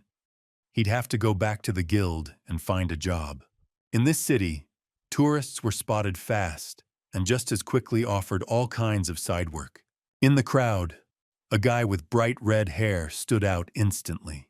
Han grabbed his friend on reflex and bolted away like a hurricane trying to erase its own tracks. Once they reached a relatively safe spot, a brutal interrogation began to figure out what was actually going on. The last agreement had been to go separate ways, but Addis clearly had a different plan. Instead of staying in his home city, he'd come here in advance and waited for his friend. It was all part of a scheme he'd arranged together with the old man, preparing this reunion ahead of time. The ancient dragon wanted Han to join his team, convinced that such an alliance was perfect. Right now, Han couldn't meet the goddess anyway, and he still needed to level up to pass the trial and return to Earth. A bit frustrated, he wandered through the house and suddenly noticed a refrigerator. Until that moment, he'd been convinced this world had none of the human tech he'd been craving. Back in the Rocky Mountains, he'd constantly dreamed of cold beer to numb the pain inside. And now it felt like life was finally improving, like all his problems were fading away. Then the system dropped the warning. Unlock required level 10, turning a fridge into a premium feature like it was a subscription, not food. Han completely lost it and started cursing every god who'd ever thought these rules were a good idea. It became obvious that everything here revolved around levels, and teaming up with Addis was the only way forward. On top of that, the dragon already had a clear plan for building a successful hunter career. The very next morning, they headed to the local guild, packed with mercenaries from across the continent. A massive, heavily built guy instantly drew everyone's attention. All eyes locked onto him, trying to figure out what kind of monster he even was. The young female administrators immediately fell for the handsome red-haired man. They didn't hide their excitement. He looked like an angel who'd descended straight from the heavens.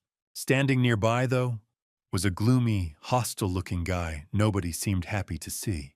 Han had changed his image, gotten a tan, and completely ditched his old uniform. People wondered where he came from, and how they were even supposed to react to that look. He looked as dark and intimidating as possible, not even considering a joke or a smile. When asked to take the test on the measuring stone, he didn't bother hiding his aggression. In Han's view, that stone was a prank by malicious gods, and he refused to play by their rules. He shattered the stone with a single hand movement, like Apple removing chargers and pretending it was always the plan. No one there had ever seen anything like it, and he instantly drew the attention of even the most seasoned adventurers. Just as everyone was ready to demand explanations, Addis stepped in. He introduced his friend and announced that a legendary warrior named Voltera had joined the guild today. The day before, they'd already agreed to invent a legend about Han's unbelievable qualities. It was crucial to explain his origins properly, so not a single person would even think of calling him an outsider.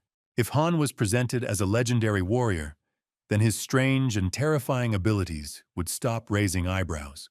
The warriors of Voltera were known for inhuman strength, sunburned bodies, and an almost complete lack of clothing. According to the legend, Han was born in their settlement and had now set out on a journey across the world. His first step was to ditch the t-shirt and get used to spending long hours under the open sun. He openly hated the idea, but Addis was convinced the plan would work flawlessly.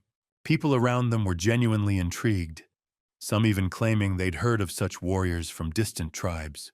According to Addis, they worked together and followed orders from a dragon organization. Han was his personal bodyguard, so they were always side by side, acting as a single unit. When Addis was asked to show documents, he casually said he'd left them at home. His charming smile and natural charisma turned that lie into a believable story. After that, no one asked unnecessary questions, especially with girls nearby dreaming of a date with him. The Voltera warrior also drew massive attention, as many wanted to recruit him into their teams. He was flooded with offers of cooperation, promising big money and sweet conditions. Turning them down wasn't easy, but it was necessary to reach their real goals. Neither of the two friends suspected that those hunting them were already inside the city's dungeon. Richard arrived at Alejandro's headquarters together with his assistant. Alejandro, as usual, talked non-stop, acting overly confident and arrogant. He had long cooperated with the Dragon Association and was genuinely shocked to learn the skeleton had been killed by one of their own kind. Most likely, it was a traitor within the association, and he needed to be found and eliminated fast. Richard promised the hunt for the dragon would continue in the near future. After that, the conversation took a sharp turn, and Alejandro decided to put on the show everyone had gathered for. A stage appeared out of nowhere, reeking of blood mixed with the scent of fresh wood. The mercenaries turned their heads with interest and stared intently in that direction. On the stage stood the same wyvern named Efir, and beside her was a guy who looked like a zombie. He had been promised complete freedom if he finished the job and followed every order. A strange badge hung from his neck, and just looking at it sent chills down the spine. The moment Leslie saw that symbol, she tensed up. It was an experiment she believed long abandoned. It turned out such research was still ongoing in sealed laboratories. Richard didn't even blink, as if nothing in this world could surprise him anymore. The wyvern looked broken and cried constantly, clearly longing for her home. During her short time in captivity, she had met a young girl who looked like a princess from a children's cartoon. The girl held two sharp swords, as if she'd stepped onto the stage for a fight to the death. The zombie-like man quickly gave in to his instincts, feeling like a true blood-hungry monster. Alejandro gave the signal to start the game and prepared to enjoy the spectacle. At first, the atmosphere was deceptively calm. Everyone fell silent, waiting. The man and the girl on the stage were outsiders and could clearly see each other's levels. Long ago, this guy had been a cheerful and handsome hunter until he started killing people. Over time, he turned into a deranged psychopath no one could stop. As he tried to tear the small girl apart, Efir watched in horror, desperately trying to figure out what to do. She was terrified and had no idea how to break free. Watching it all unfold, Efir couldn't believe her once happy life had ended like this. The two outsiders clashed, but only the girl named Ellie wielded weapons. The man fought barehanded, as if that alone was more than enough. His behavior was overly aggressive, so his hair was cut quickly and without ceremony, making it clear this wasn't a game. Losing his hair only enraged him further, and he decided to show everyone why they were here. Experiments on outsiders were conducted under extreme secrecy, known only to a select few. It was once believed the method didn't work, but Alejandro chose to revive the transformation technology. It allowed an ordinary human to turn into a monster and become twice as dangerous. Leslie had never seen anything like it before, and her reaction spoke louder than words. Despite the monster's collapse, the blind girl Ellie didn't even consider fear or retreat. She calmly waited for the distance to close, caught the ripple of her opponent's mana, and in the same instant, struck with surgical precision using both blades. The paralyzed monster slammed into the floor and stayed lifeless for several seconds, like someone had hard-powered it off. After that, Don Alejandro allowed his assistant to finish the show and put a final stamp on it. One clean sword strike was enough to freeze the dead man's blood forever. Efir watched all of this closely, unable to hide her genuine shock. The wyvern had been certain the blind girl was fully loyal to these horrifying people and long absorbed into their system. Meanwhile, Richard showed little emotion and calmly indicated that it was time for him and Leslie to leave. They agreed to continue hunting the dragon who destroyed the skeleton and to make sure something like this never happened again. There were also fragments of talk about some kind of dragon core, but the words were scattered and hard to catch. Efir tried to stay focused, yet much of what she heard made no sense to her. The core idea was clear enough. These were people from the Great Earth Organization, and they intended to take control of the planet. To do that, they were after the so-called Dragon Core, a source of insane destructive power. If they succeeded, no heroes of Ratna would be able to stop them. Alejandro was acting independently and planned to personally lead the future planetary takeover. That was the reason behind all the experiments and his secret ties with certain ancient dragons. When Ellie finished her task, she received orders to dismantle the stage and erase all traces of what had happened. By then, Efir was already trying to escape, drowning completely in fear and panic. Everything around her screamed that if she didn't get out immediately, her chances of survival were zero. Breaking free from the enclosed space, she breathed in the raw scent of earth and felt like the nightmare was about to end. Sensing something wrong, Ellie pushed herself to the limit to stop her. It was as if she knew this couldn't be allowed, and even committed to using her blades. Terrified, Efir accelerated and did everything she could to tear herself out of the grip of slavery. In that instant, an unknown force grabbed her leg and yanked her back violently. It was Ellie, who had just activated the technique known as divine chains. At first glance, the girl looked gentle and harmless, so why was she blocking the wyvern's return to freedom? The answer lay in the magical barrier sealing this entire nightmarish zone. There were no archers and no guards, because escaping without the master's permission was impossible. By the time Efir fully grasped the weight of the situation, it was already too late to react. To avoid watching how badly she suffered, it was better to shift focus to the crater dungeon. This was where two hunters decided to run a cleanup, old school style. Han took on the heavy lifting, slicing through monsters like it was just another day at work. His blade met no resistance, carving through even the most dangerous and grotesque bugs. He simply raised the sword and charged forward, opening their bellies like he'd unlocked a dev cheat code. Once the main wave was cleared, fresh monster reinforcements poured onto the battlefield. That's when a man who could turn into a dragon and command fire stepped into the spotlight. Addis could fight too, and sometimes his moves looked genuinely cinematic. In dragon form, he forgot all weakness and felt borderline unstoppable. After the battle ended, another friendly talk followed, since the kills still didn't let Han level up. The core issue was simple. He kept fighting enemies that were too weak. If he challenged stronger monsters, mana would immediately surge through his body and trigger real progression. Dragons evolve differently. They rip life force from their enemies and absorb it into their dragon core. That kind of power is wildly unstable and dangerous to control, forcing Han to stick to the classic growth path. He simply needed to keep fighting, raising the difficulty step by step. During the conversation, he learned his friend was already over 150 years old. For dragons, that was basically teenage age, barely capable of independent decisions.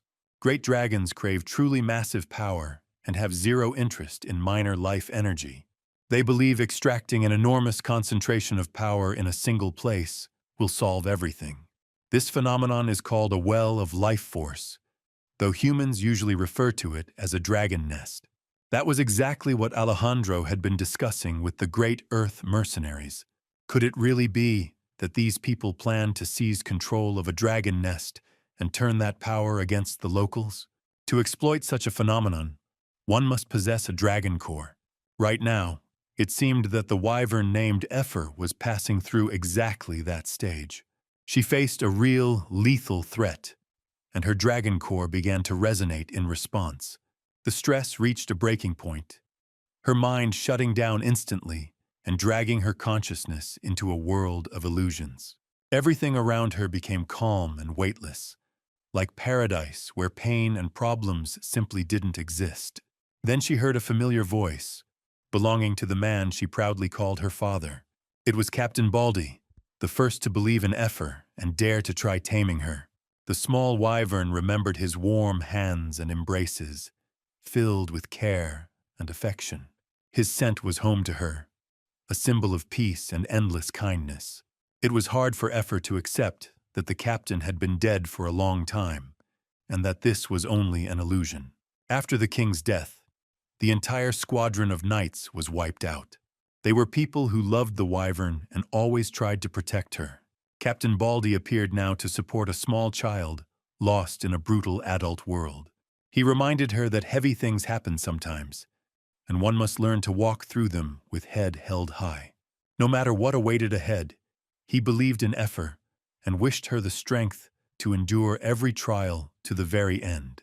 Gradually, his voice faded, and the wyvern felt herself sinking into the dark waters of a quiet ocean.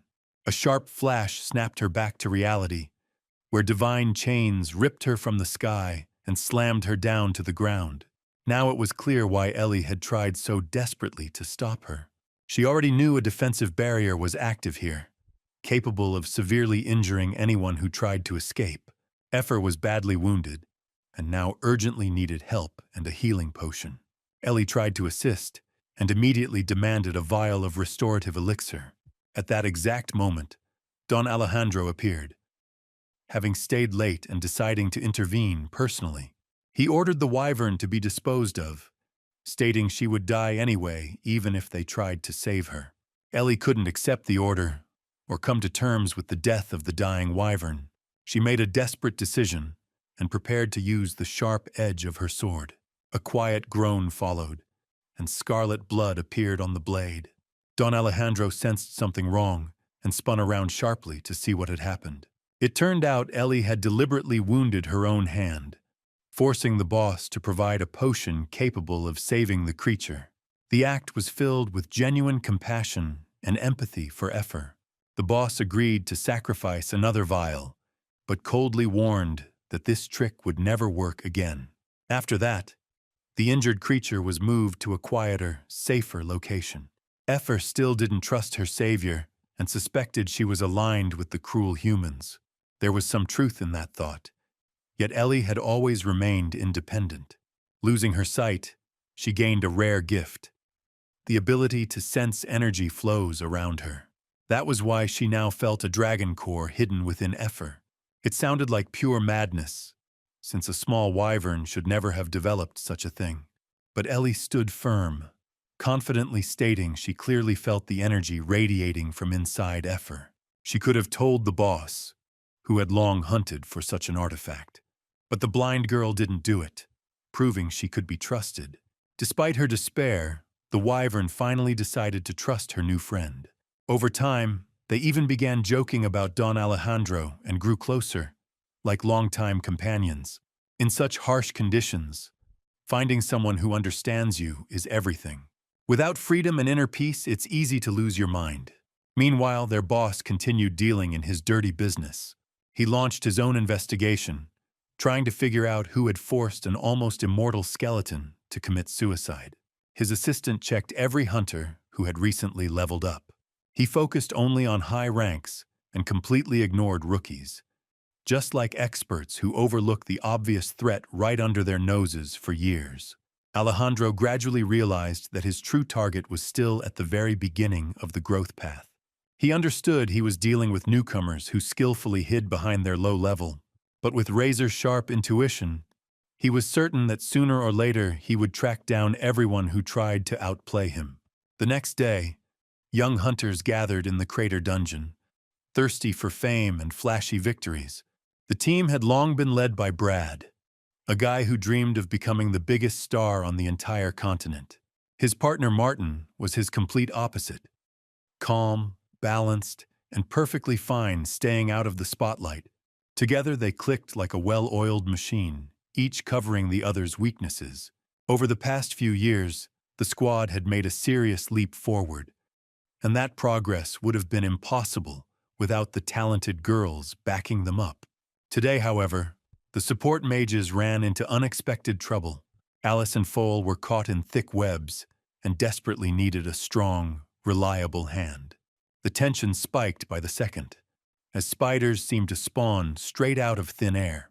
Moves had to be clean and fast, or most of the team wouldn't be making it home. Two massive spiders blocked the path, preventing the men from saving the girls, and the situation looked nearly hopeless. Suddenly, frost crept across the battlefield, and brutal Arctic cold rolled in like backup from hell. This wasn't random luck. Someone clearly knew spiders couldn't handle low temperatures. It seemed that after the recent fight with the skeleton, the mage had mastered yet another element. Addis arrived right on time with the warrior of Voltera, saving the rookies and making it clear who the real pros were. They handled the dirty work fast, freed the girls, and pushed forward toward the boss room. As always, Addis had zero trouble finding common ground with everyone in the squad. The guys called him sharp and calculating, while the girls practically fell for his looks on sight. Next to the charismatic Addis, his friend looked even darker, staying silent and constantly frowning. Just yesterday morning, Addis had warned him that they were switching strategies completely. There was no point in endlessly clearing dungeons if nobody ever heard about it.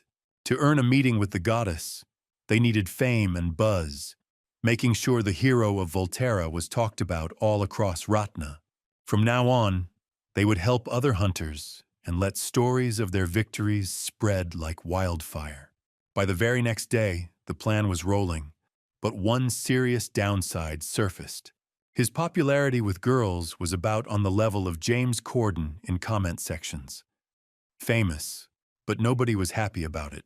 The rookie team's captain also became a problem, since he never acknowledged anyone else's authority. Brad had dreamed of being a leader and hometown hero since childhood, so he looked down on any competition. He had no clue what respect or gratitude for a saved life even meant. Han was ready to put the loudmouth in his place, but at that moment, they were already standing at the boss room's entrance.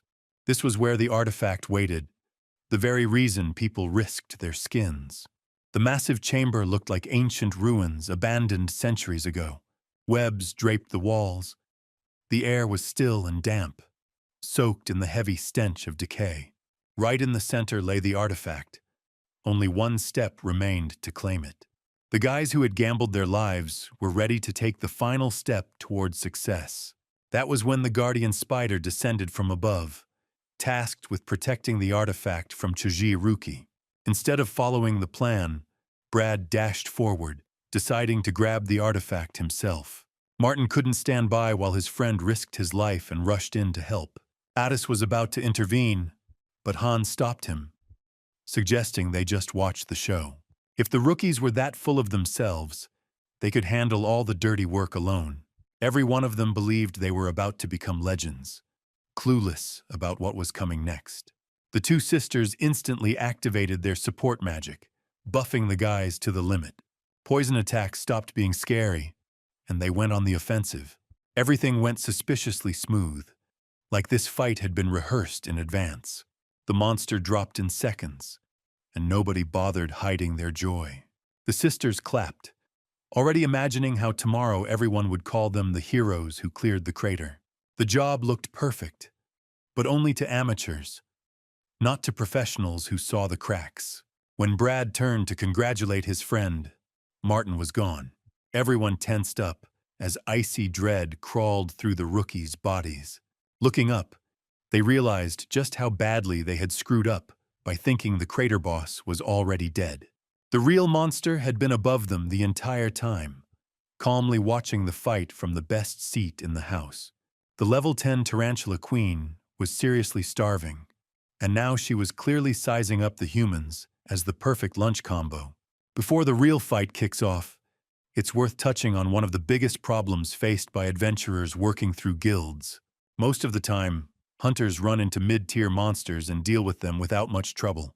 Newbies start believing dungeons are safe, just as blindly as Hollywood believes another remake will magically save a trash script. But the moment a lone squad collides with an elite-class monster, their survival odds drop straight to zero. Those people never make it back to the guild to tell the story of meeting an elite. Because of that, rookies are never prepared for fights like this. The experience simply never reaches the next generation. Now, faced with a real threat, the self-confident egoist froze in place, waiting for unavoidable death. Brad had no idea what to do, and for the first time, felt fate slipping out of his grip. In that moment, he clearly realized he could be crushed like a tiny ant under a human foot. Only Addis's perfectly timed intervention kept the guy alive. Nobody understood how a mage of the same level managed to block a lethal strike. Addis didn't explain anything, brushing it off as using the right technique at the right time. Meanwhile, the tarantula queen demanded food and had no intention of stopping. That's when someone stepped in who had long stopped fearing death and had zero plans to retreat. The warrior of Voltera challenged the beast, while Brad desperately searched for an escape route. He kept insisting they had to pull back and warn other hunters so no one else would enter. What he failed to understand was that real heroes think differently. The monster had to be destroyed here and now so no one else would ever fall into its web. And if Brad was that terrified, he could hide and wait while others handled the problem. The Sword King raised his weapon, preparing to unleash that legendary cleaving strike. The shockwave knocked the unprepared hunter off his feet, while Addis clamped his hands over his ears. The Tarantula Queen had been considered invincible, right up until this day. A single blow was enough to crack her skull and erase the threat for good. After a brief pause, the monster collapsed, almost as if kneeling before the victors. Her core began pulsing violently, triggering a self-destruction sequence. She screamed like someone who had just realized there was no undo button in real life. The explosion was inevitable, but Addis activated a defensive barrier in time, shielding everyone. It was a clean, cinematic victory, brighter than any legend written in old books. For defeating such a powerful monster, Han gained a massive amount of points, but this was only the beginning. Now they could safely collect the artifact and head back to a secure zone. After the battle, Brad looked completely shattered. He had gone through extreme stress, sat on the floor, and couldn't hold back his tears. All this time he thought he was the best, only to realize he was just a weak guy unready for reality. No one immediately told him that his friends were safe and Martin and the sisters were unharmed. The captain believed the team was dead and blamed himself for everything. That state lasted until they returned to the city. There he saw his teammates alive and well, shocked by his behavior. It was made very clear that saviors are thanked, not insulted. Martin explained that the hero of Voltera had personally pulled him out from under the monster's strike. Brad realized his mistake and apologized on the spot. Along with the rest of the hunters, he thanked the saviors and swore they would repay that debt someday. After that, Han said his goodbyes and stepped outside to breathe fresh air. His level was still too low to use the artifact himself. The spear didn't suit the mage either, so they decided to give it to the rookies who had dreamed of it since childhood. Addis enjoyed seeing their happy faces. Helping others genuinely made him smile. The mission was a success, though no one realized they were being watched. At the same time, a man in a carriage had been searching for two guys sketched in his notebook for quite a while. The man with glasses was named Emil Otto, and at first glance it was impossible to tell whose side he was on. He could turn out to be a kind-hearted ally, or the most dangerous pirate imaginable. Han felt a quiet satisfaction, knowing everything had gone according to plan, and the flow of events was finally bending the right way. There was no longer any doubt that stories about his feats were spreading fast, crawling through the city like wildfire, with whispers already following him wherever he went. He noticed Addis step aside to talk with the wagon driver, and almost instantly caught a strange shift in his tone and body language. The young mage was visibly shaken when he recognized the face of the man who suddenly demanded a private conversation. A few seconds later, they slipped out of sight and rolled off so fast that nobody really understood what just happened, leaving the hero of Voltera behind. From the outside, it looked like a clean abduction, though Addis made no attempt to resist or fight back. He hadn't brought his magic staffs, already drained during the battle, and that choice quietly came back to haunt him. Emil Otto urged him to stay calm, making it clear he wanted a quiet talk without panic or sudden moves. As Emil studied the young man, he became increasingly certain that this really was the younger brother of Lady Adora Bannister.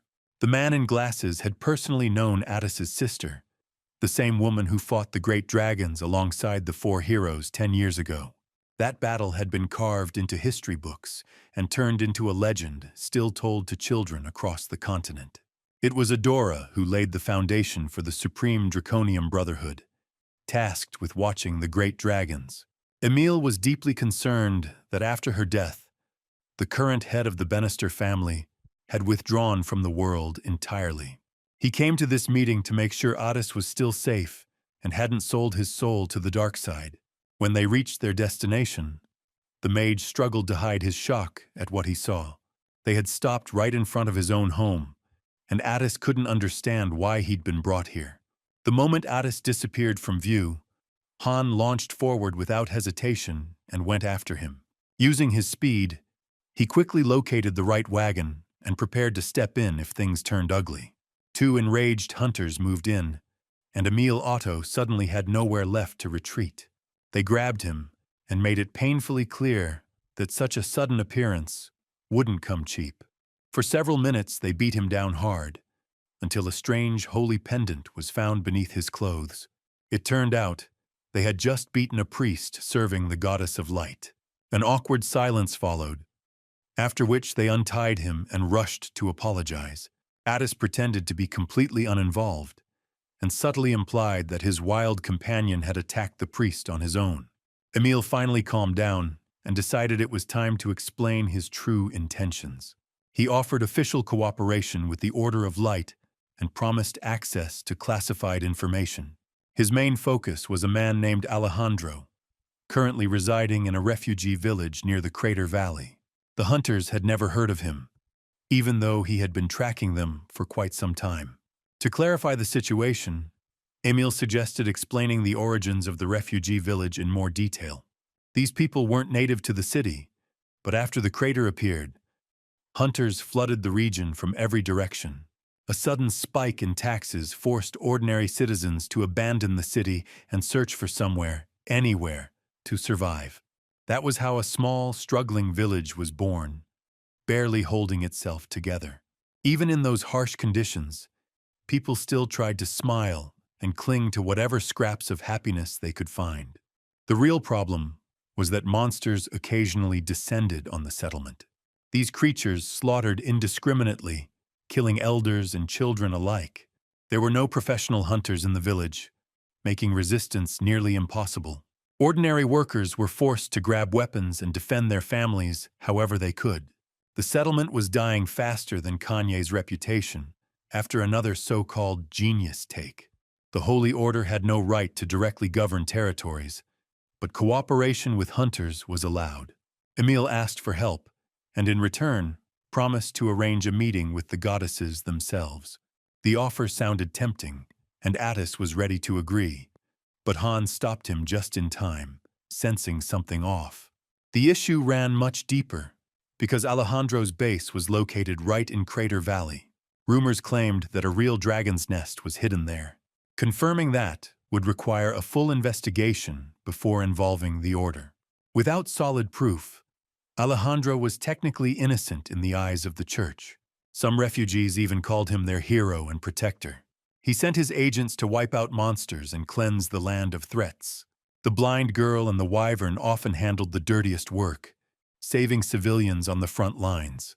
They openly claimed to act under Don Alejandro's orders, and people began to worship him. No one had any idea what he was truly planning, or what awaited the continent of Ratna in the near future. It all started with Don Alejandro's idea to send his assistant to the refugee village under the cover of a simple, noble mission. He claimed he only wanted to help the needy.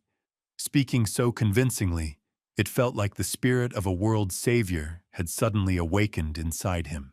For the rest of the tasks, the girl was supposed to be assisted by Handy, a man who had worked near the dragon nest for a long time. From the very beginning, Ellie wasn't sure he could be trusted, sensing that something in this assignment was hidden between the lines. Still, she couldn't refuse a direct order and was forced to accept the mission.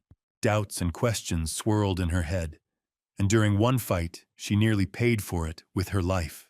A massive monster crept up from behind and struck at the exact moment the huntress least expected it. Only the wyvern's timely intervention saved her, firmly establishing Efir as a full-fledged member of the team. After the battle, they spent a long time washing themselves, scrubbing off sticky, foul-smelling slime and traces of combat. Once the job was done, and Kalinor's family was safe, the two friends headed to the nearest lake to catch their breath. They talked calmly, laughed, and for a brief moment felt the rare comfort of a carefree life. For Ellie, it was a chance to remember her childhood, since she had been forced to grow up far too early. Long ago, her mother used to brush her hair every morning before leaving for work, promising she'd be back soon. Back then, little Ellie had no idea her mother was a hunter, risking her life every day for money. Her mother was a swordswoman and taught her daughter basic fencing techniques from an early age. Watching those trainings felt like peeking into a real fairy tale. The aura filling the room brought a sense of freshness, warmth, and safety that could never be forgotten. One day, her mother didn't come home, and a week later he appeared at the doorstep. Don Alejandro introduced himself as the girl's savior and took her away, effectively turning her into his property. He did everything to rob her of her sight and make her a permanent outcast with no freedom of choice. From that moment on, her life filled with pain, fear, and the absence of freedom, inevitably reshaping her character. Ellie tried to escape more than once, and even sought help from inquisitors, but every attempt ended in failure. Each time she told the truth and asked for help, those people died soon after. Alejandro made sure the girl understood one thing clearly. She now belonged entirely to him. Even as a child, Ellie realized no help was coming, and that she'd have to build her future on her own. Over time, it became clear there was only one way to get rid of Alejandro and the other outsiders. The dragon nest had to be forced to process all life energy and turn it into a useless residue. The wyvern couldn't yet control or refine such power, so all that remained was to wait. If rumors about the dragon nest spread, a stronger dragon might eventually appear nearby. That was exactly what Alejandro was aiming for, acting like a predator, carefully setting his trap in advance. He never gambled blindly and struck only when he was sure of victory. Most likely, he already knew how to extract a dragon core and only needed to find a great dragon. The manga subtly hinted that this great dragon could turn out to be Addis. According to the priest's plan, he would have to infiltrate that place alone. Han objected immediately, making it clear he would never let his friend go without backup. He wanted to go with him and keep the situation under control, staying part of the team. However, Han was told his identity was too suspicious and could ruin the entire operation. If he wanted the mission to succeed, he would have to stay out of it. After a short pause, the mage made his choice and agreed to those terms. He asked the Sword King to step back and let him deal with the threat to humanity himself. Now all that remained was to settle minor details and prepare for the mission's launch. The friends argued for a long time, voices raised, because each of them was right in his own way. Han didn't want to take risks, while Addis fully understood the price that might have to be paid. His sister had sacrificed her life destroying the last dragon nest. He had to finish the family's unfinished duty, or he would never find peace, even if it meant risking his own life. After the argument, they went their separate ways, and the very next day the meeting with the priest took place. He handed over all the necessary documents and reminded them of one important detail. To lower suspicion, Addis would have to play the role of a girl. Given his appearance, it turned out to be a challenge he could actually pull off. Just a few days earlier, hunters and mages had begun gathering near the dragon nest. Don Alejandro opened recruitment for service, officially to fight monsters, while also upgrading the dragon nest's infrastructure. Hunters from all over the country were ready to sign up, tempted by solid pay for seriously dangerous work. First, though, everyone had to pass selection and prove real combat qualifications. From the start, it was obvious this wasn't a playground for rookies without real battlefield scars. Only the toughest and most fearless fighters earned a shot at joining the team. Handy personally tested every candidate, making sure no one tried to fake their way in. Ellie stayed nearby as well, controlling the process through her sensitivity to ambient mana. She caught magical fluctuations without fail, and instantly sensed when someone tried to hide their true skill. When it was time for the next inspection, what happened genuinely surprised everyone around. Among the hardened men appeared a beautiful red-haired girl with an unexpectedly cute face. It was hard to believe this was Addis, since the transformation looked almost flawless. At first, he wasn't ready for such a role and had to be persuaded a little. But once all preparations were complete, he turned into a full-on magnet for wandering eyes.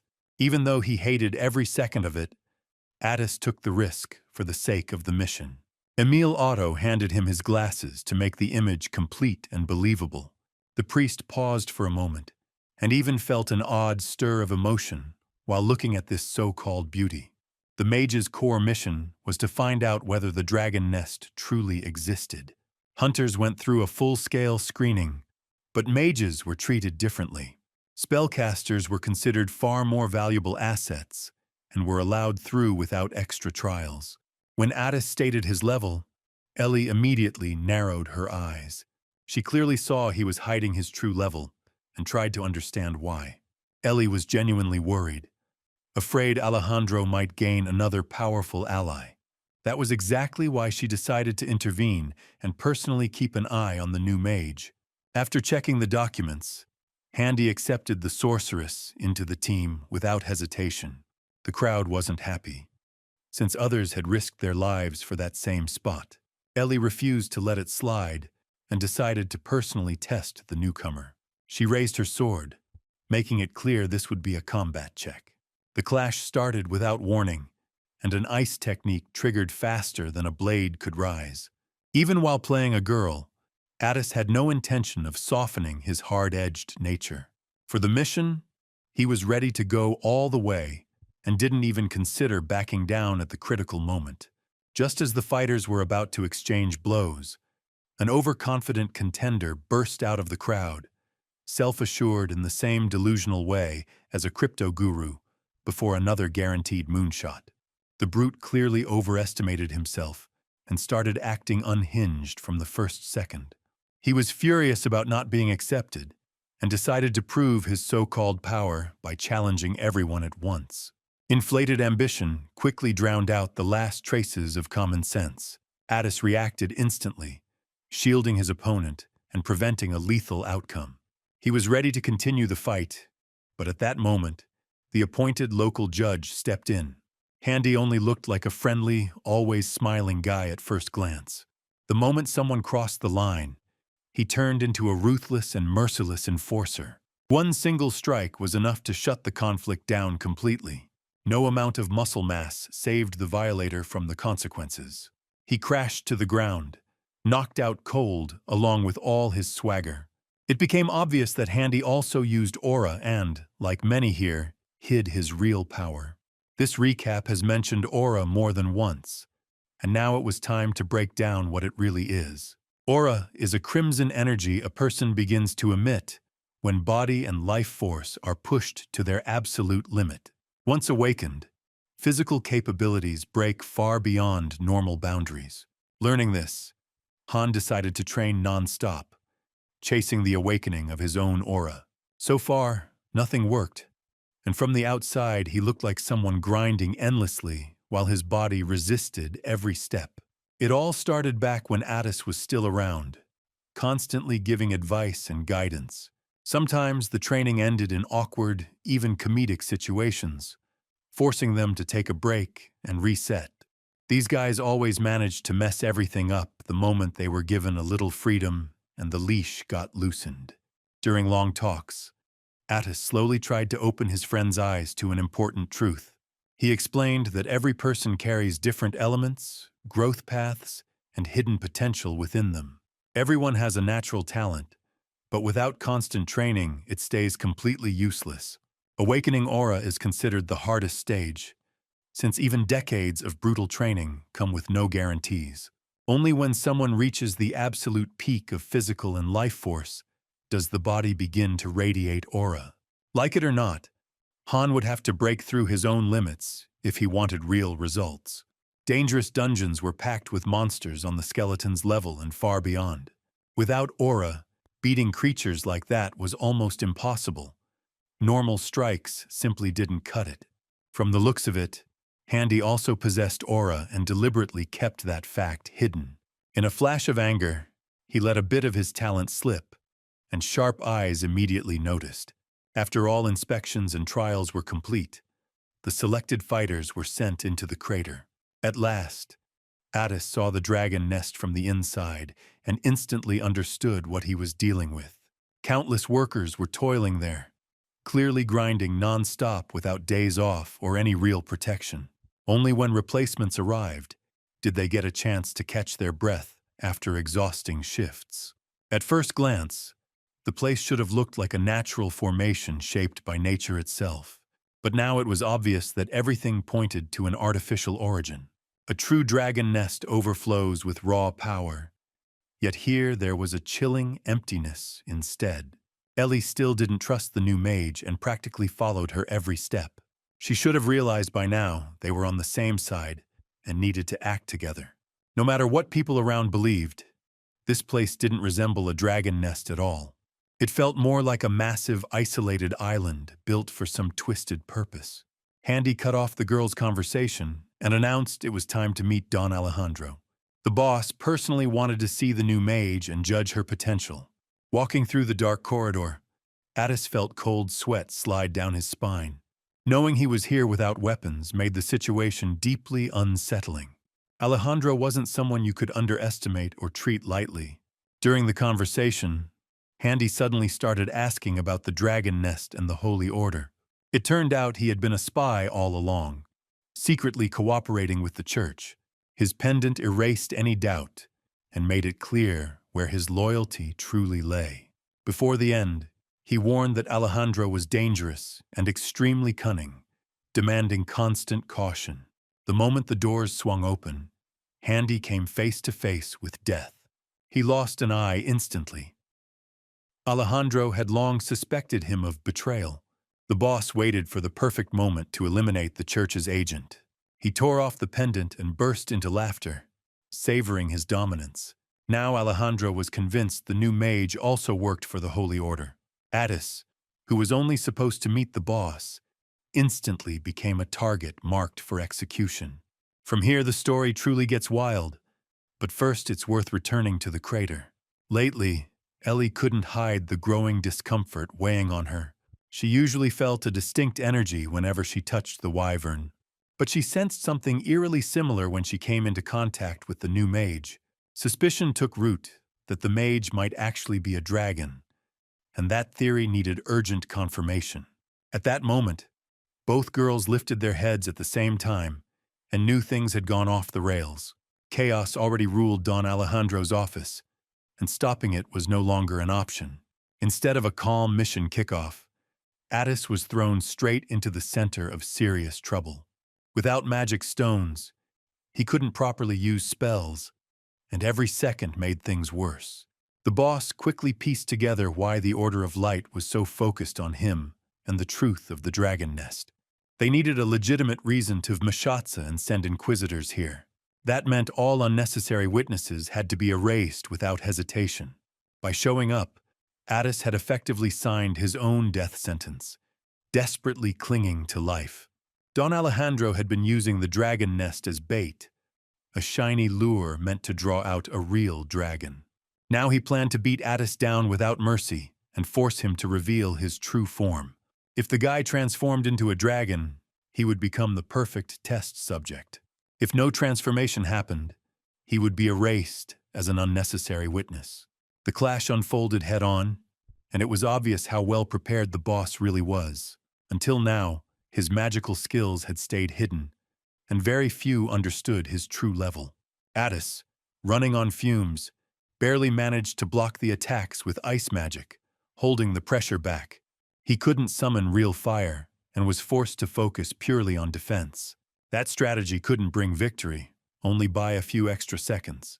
Alejandro felt absolute confidence, his smile growing wider with every passing moment.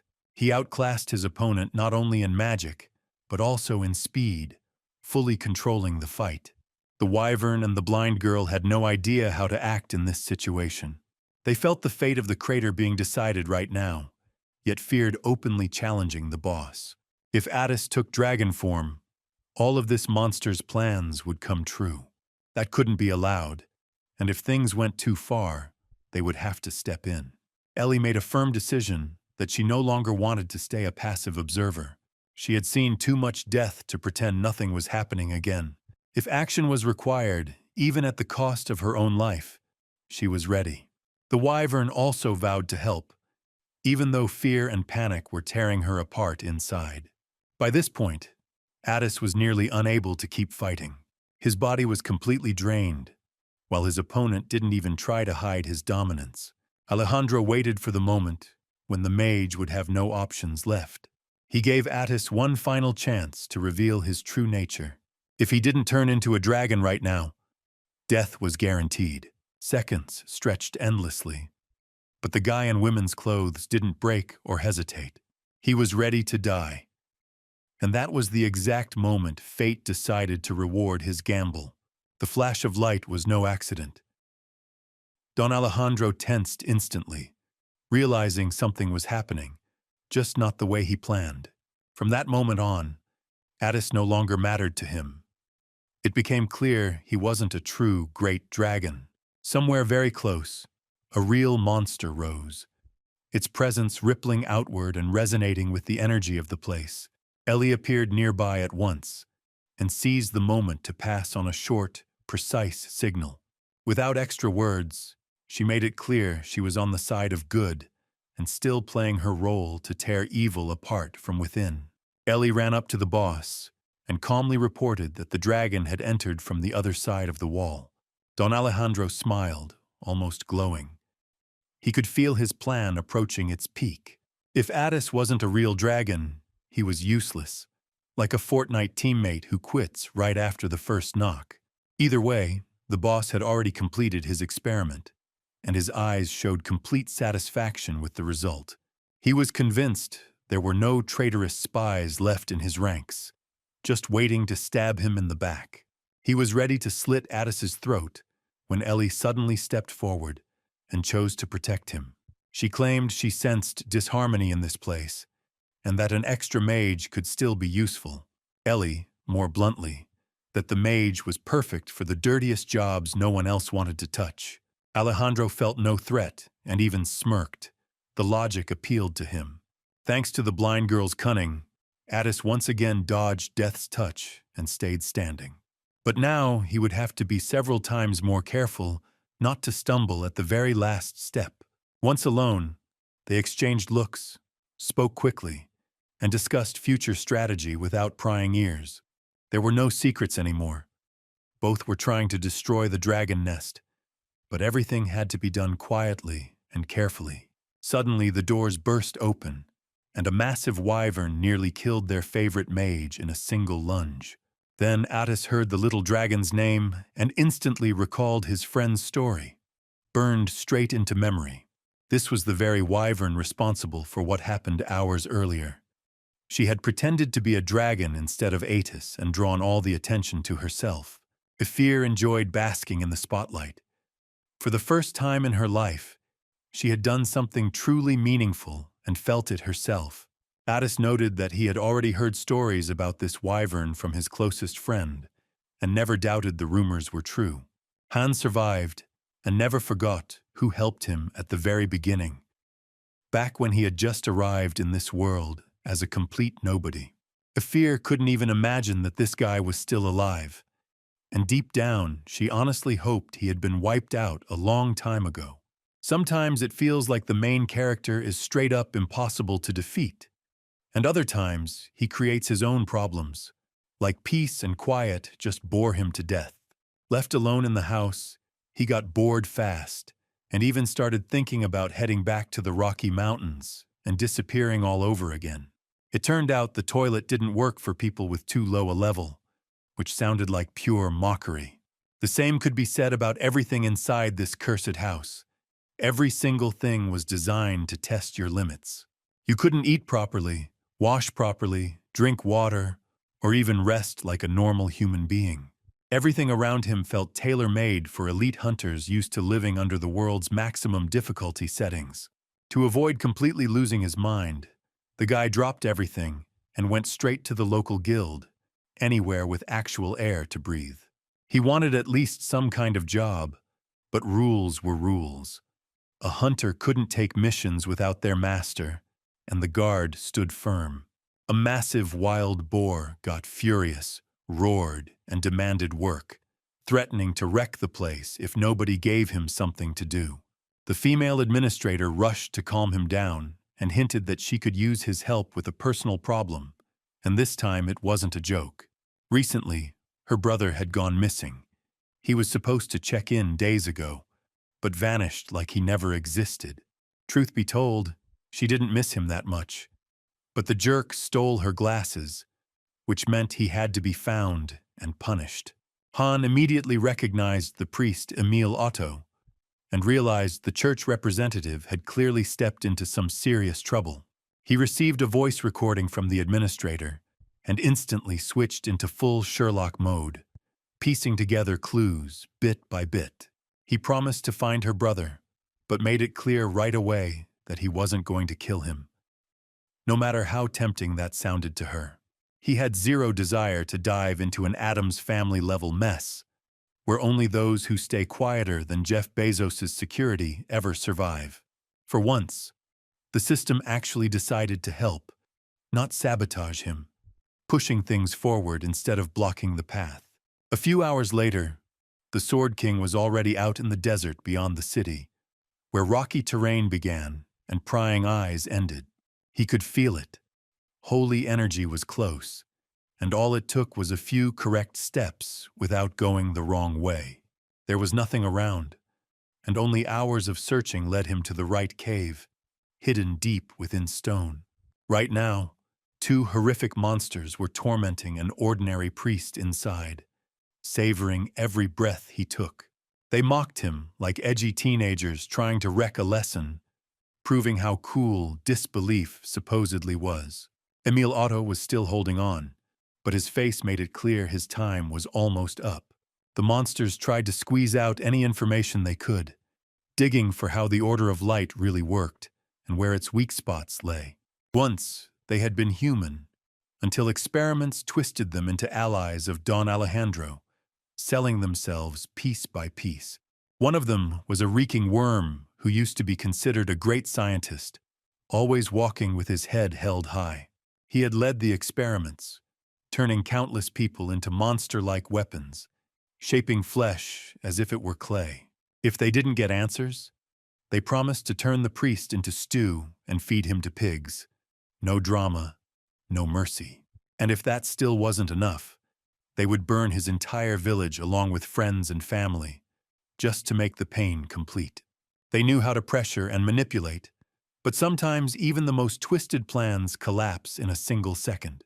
A nuclear typhoon burst in out of nowhere, blasting those creatures aside like trash in the wind. The warrior of Voltera walked straight through walls and didn't even flinch crossing the guards, as if they never existed. They failed to stop him, but instantly knew who he was. Rumors and descriptions of the hero had already spread across the city. Catching their breath, the monsters rushed him, convinced his legend was just a bedtime story for the weak. Han studied each of them carefully and felt it. These were former humans, broken by experiments and twisted into grotesque forms. He didn't want to kill people, because the old man's warning echoed in his head like a commandment. Kill even one human, and he would become a maniac beyond saving, with no road back. The Sword King didn't activate his skills right away, and tried to resolve things with words, naive as that looked. The monsters burst out laughing at the sight of a level 5, like an audience watching a Disney actor suddenly attempt serious drama. By then, Emil Otto had freed his hands and legs and managed to stagger away, barely standing but alive. He quickly grasped the situation and decided to give his ally one short, brutal piece of advice. No fluff attached. The priest warned that these monsters hadn't been human for a long time. They sold their souls and chose this path themselves. The system identified each of them as demons, leaving only one option: clean up the trash before it multiplied. Han snapped straight into berserker mode, unleashing a storm ready to tear his enemies apart. Despite his massive build, he stayed flexible and fast, like he was back in peak combat training days. Losing the first round didn't break the monsters. They charged again immediately, roaring and trying to overwhelm him with numbers. If they wanted to dance, Han was more than happy to lead them in a high-level tango, brutal and bone-breaking. Until this fight, Emil Otto had underestimated what kind of raw talent could be pulled into the Order of Light, and it shook him hard. Now he even regretted sending Addis on the mission, instead of asking the hero of Voltera for help from the start. This guy could have wiped the crater off the map a long time ago. But regrets were useless now, and changed absolutely nothing. The priest began apologizing, fully aware that Addis wouldn't escape Alejandro's grip without a real storm breaking loose. One of the spies stopped responding, and that meant only one thing: the twisted boss had uncovered the Order's moves. Han's response was short and sharp. He needed the exact location of the crater to raise hell there and pull his friend out. Alejandro, meanwhile, wasted no time and continued his grotesque experiments deep inside the bowels of his laboratory. He had crossed every legal and moral line long ago, leaving him with nothing left to lose. The dragon nest was still a mystery, but one thing was clear: the power of the dragon core was needed for even darker experiments. Previous trials hadn't delivered the desired result, though some people had indeed turned into dangerous monsters. The supply of dragon energy was nearly drained, demanding harsher and more extreme measures. The monsters were becoming harder to control, and without control, conquering the world made no sense. On top of that, the Order was closing in fast, meaning security had to be reinforced immediately. Alejandro issued orders to his assistant and demanded constant vigilance from all personnel. Another spy slipping through was unacceptable. One mistake could bring the whole structure crashing down. He knew the Order's fighters were coming soon, and he had to be ready when they did. A full week had already passed since Addis arrived at the massive dragon nest. He socialized with the girls and never once revealed the truth about his male identity. He looked so convincingly feminine that, honestly, no one seemed particularly bothered by it. Efir increasingly found herself alone and met Ellie less and less. Sometimes they still broke the rules, secretly discussing how to sabotage the boss's plans. Addis wanted to transform into a dragon himself and use that power to help everyone at once. They had just begun working out a plan when the roar of a crowd suddenly echoed. People gathered around one spot, completely unsure of what to do next. A massive creature burst from the ground, an insatiable monster devouring everything in its path. Among the workers was Kalinor, someone who absolutely could not afford to die here. The former criminal had a family, and becoming lunch for a giant boar was not an option. When people realized this was no joke, they scattered like ants fleeing a crushed nest. Panic exploded, and every old plan shattered in an instant. Action had to be fast and precise, and strangely enough, Efir realized this first. She liked being in the spotlight, and once again wanted to do something that truly mattered. The wyvern surged forward, as if challenging everyone left behind. Kalinor hesitated, stumbled, and slammed into the cold ground, as if luck had finally turned its back on him. Lifting his head, he saw death right in front of him, ready to tear it off at any second. His entire life flashed before his eyes, and then a sudden spark of hope appeared out of nowhere. It was the wyvern, slicing through the air like Zeus's spear. The monster's attention snapped to her, giving Kalinor a chance to escape. The beast began hurling rocks at the flying target, trying to knock her out of the sky. Sharp maneuvers and raw speed were the only way to keep rescue from turning into disaster. After flying several dozen more meters, Efir turned around and struck again with fire. The scene was so intense, it felt like pure cinematic effects unleashed. Victory seemed close, until the monster made one last desperate charge. It grabbed the wyvern by the neck, making it painfully clear how badly it wanted to devour her. At the same time, Alejandro was preparing for the coming battle, its scent already soaking into the walls.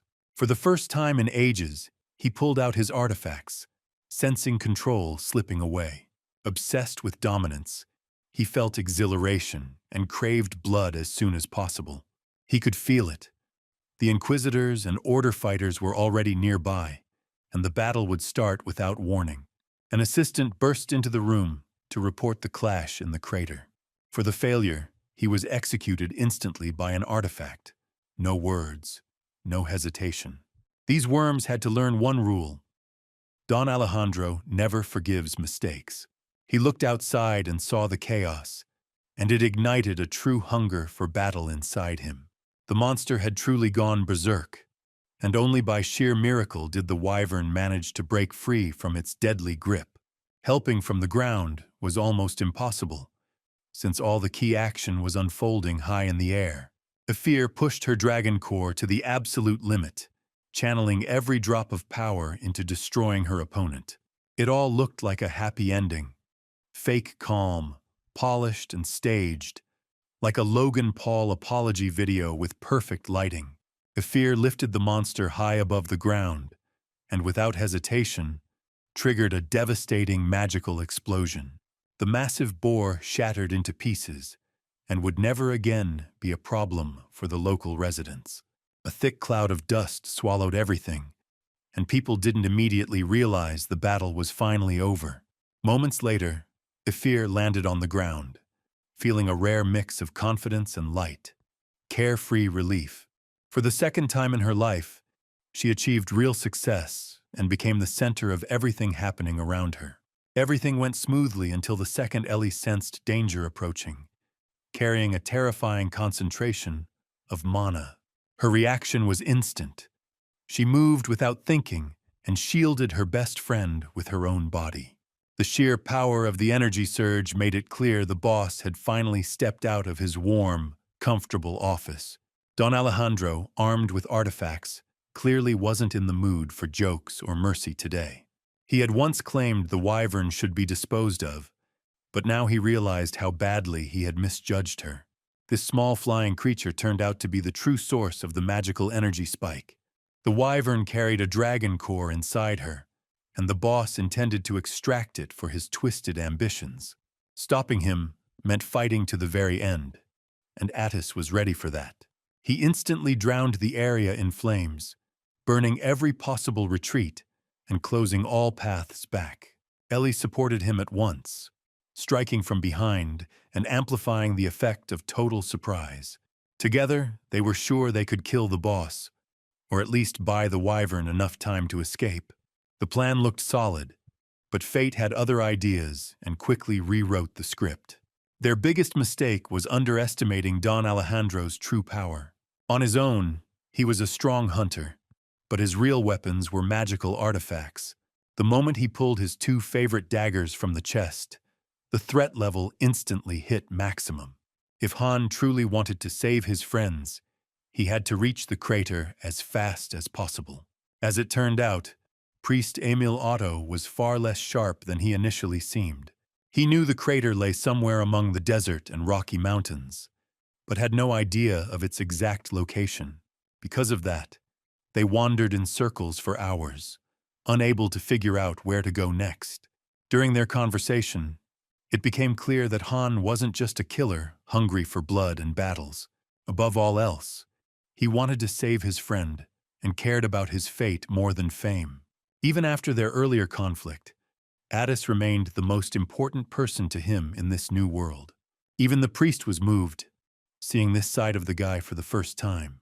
He had always believed Voltera's heroes were mindless killers, but reality proved far more complex. In the middle of the conversation, a flash of light revealed where the crater was truly hidden. Han immediately took position and prepared for explosive acceleration without hesitation. It turned out this guy wasn't just insanely strong. He was fast, like a bullet fired point blank. If he made it in time, Addis's life would no longer be in danger. By now, the main players had already warmed up properly before the decisive phase. The first round ended, and strangely enough, Don Alejandro achieved what he wanted with little trouble.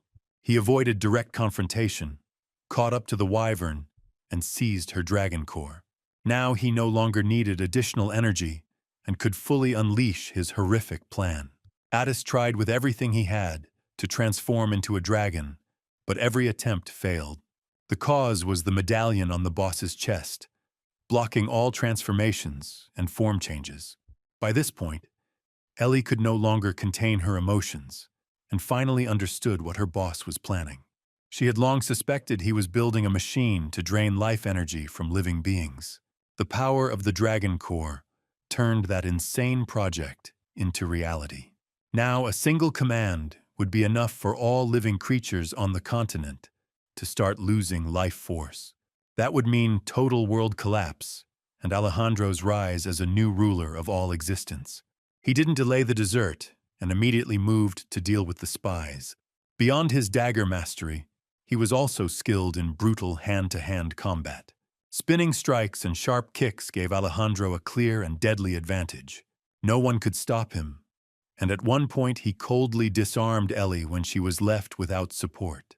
A heartbeat later, one of the daggers sank into her flesh, and the girl screamed as sharp, piercing pain tore through her. Even the wyvern felt how badly her friend was suffering, and tears welled up in her eyes. She lunged forward to help, but a blade pierced her wing and pinned her to the ground, stripping away her freedom. The boss wasn't in a rush to kill his assistant. First, he intended to drain her dry, down to the very last drop. The energy extraction device was already active, humming and ready to perform its horrific task. In the final seconds, Alejandro even admitted that he had killed Ellie's mother with his own hands. After that came the finishing blow, and the tension died instantly, like an NBA game when one team is up by 40 in the first quarter. By then, Addis came back to his senses and remembered that, above all else, he was still a powerful mage. His fire responded even with his mana reserves nearly empty. He forced the impossible out of himself and stopped the madness, quite literally gifting Ellie a second life. The girl fell into a deep pit, and the wyvern dove after her without hesitation to save her. By that moment, Addis had already freed Efir, and the three fighters were reunited once more. Left one-on-one with a powerful opponent, the dragon didn't panic. He breathed deeply and tracked Alejandro's every move. He had to act fast and precise, pouring all remaining energy into a single decisive strike. Addis hadn't unleashed power like this in a long time, and when the flames reached the boss, the impact was devastating. For a split second, it looked like victory was within reach. But the boss flipped the situation as he always did. Again and again, he found the path to advantage, as if someone was feeding him the right moves. The world dulled in an instant, colors drained away, and the mage felt the end crawling over his skin. The strongest attack failed. Mana dropped to 0, and regeneration couldn't keep up. Just when death seemed inevitable, another participant crashed into the fight. It was the madman who usually ruined everything, but this time he showed up right on cue and earned applause. Han genuinely froze when he saw his best friend dressed as a girl. Like a grandpa in YouTube comments, he instantly misunderstood everything without a second thought. Right after that, Han labeled Alejandro a full-on creep who enjoyed dressing guys in women's clothes. For things like that, he was ready to deliver punishment personally and without mercy. The very first hit crushed the boss's nose and made him look utterly pathetic. Alejandro, who believed himself invincible, was launched into the unknown. The shockwave was so powerful that all of Addis's magic attacks felt insignificant by comparison. Even the Sword King was briefly surprised, not expecting such raw, destructive force from himself. Most of Alejandro's bones were shattered, but for someone like him, that was still not the end. He would likely regenerate soon and return to the fight with renewed fury. Thanks to the Dragon Core, Alejandro could constantly draw power from an endless source. Right now, killing him was nearly impossible, and he looked almost unbeatable. This enemy felt like something straight out of hell, and only a miracle could stop him. In all the chaos, they nearly forgot about Ellie, who had fallen into the crater. The wyvern managed to catch her, but the girl still slammed her head hard against the ground. Her condition looked critical. Internal bleeding wouldn't stop. Her breathing was barely audible, and for a moment Efir thought her friend was gone. Then Ellie coughed and came to, as if her lungs were filling with blood. She had to get back fast, because the fight was spiraling toward its worst outcome. Before the next round, Han finally realized he wasn't fighting just an enemy, but a true devil. He had never faced a human with such an absurd number of abilities. With his artifacts, Alejandro turned into a living whirlwind, shredding everything in his path. The solid body of the Voltera warrior was now Han's only real advantage. He had to become an immovable rock, or the entire fight would be meaningless. The first clash ended in a blinding flash and a massive shockwave. Addis quickly understood that he didn't belong here. This level of combat was beyond him. The real fighters had to settle who the true main character was, and the one who liked wearing a dress could stand aside for now and try not to get in the way. Don Alejandro felt genuine satisfaction, realizing he had finally met a worthy opponent. He hadn't felt real resistance in so long that he almost forgot how to activate proper techniques, like a streamer suddenly losing internet mid-broadcast. Spinning his blades, he bent the wind itself to his will, rising above sky and earth as if gravity had given up. This was no longer just a hunter, but an abnormal monster, and beating him would require straining every single muscle. Despite lacking flashy skills, Han calmly stopped the raging whirlwind with nothing but raw strength. One precise motion was enough to block the attack and loom over his opponent at the same time. That was the exact moment the balance of power truly shifted, and it looked clean as hell. Gasping for air, Alejandro tried to figure out when exactly he had miscalculated. Victory was supposed to be effortless, yet everything went wrong from the very start. If not for Addis's intervention, the villain would have already lost his head. His friend couldn't watch that happen and made it clear that the local boss must not be killed. Even in death, the power of the Dragon Core would instantly drag him back to life. To ruin his plans, they needed a different approach, smarter and far more calculated. Alejandro had to be stalled while his underground laboratory was wiped off the map. The friends quickly agreed to split up and move like a perfectly synced team. While Addis dealt with destroying the dragon nest, Han would keep the main villain busy. This was turning into a real party where levels no longer mattered. The strongest would win, even if that meant challenging fate itself. Not only Addis, but Efir and Ellie as well went searching for the source of power. They moved through sealed underground chambers, probing for the boss's weak point. Thanks to Ellie's fine mana control, she sensed danger long before it struck. Together they did solid work, but the bleeding was still a serious problem. The wound was dangerous, and only fast action could prevent brutal consequences. Ellie ignored the pain and kept moving forward no matter what. At last, they reached the sealed chamber where the experiments were conducted. Dozens of bodies lay scattered around, completely drained of energy by Alejandro. One of the sponsors was still alive and sensed the arrival of unwanted guests. He was badly starved, since the boss had long forgotten that this monster even needed food. It turned out to be Handy, the same spy who was supposed to die after meeting the boss. Alejandro spared him and instead turned him into a loyal monster for dirty work. A level 50 human with a powerful aura became lethally dangerous after the transformation. Dealing with him would be insanely hard, and the girls urgently needed backup. At that moment, Addis arrived nearby and unleashed fire at just the right time. He knew the enemy was too strong, and that every move had to be cold and calculated. The fight kicked off as if there were no difference in levels or skills at all. Above them, the same chaos unfolded as clashing elements tore everything apart. From the outside, it looked spectacular, but not for those gambling with their lives. Alejandro openly admitted he was an outsider and felt zero regret about it. He wanted to wipe out the locals and make them pay for hunting people like him. He knew Han also came from Earth, and that's why he pushed for a deal. Almost the entire fight, the boss tried to force a clean and profitable alliance. Together, they could cleanse Rotna and build a perfect country for those from Earth. If returning home was impossible, this could be a way to reclaim lost happiness. Han had his own answer and stubbornly rejected any alliance. If the price was killing innocent people, he would never take that deal. Sometimes the right choice brings pain and humiliation, and today was exactly that kind of day.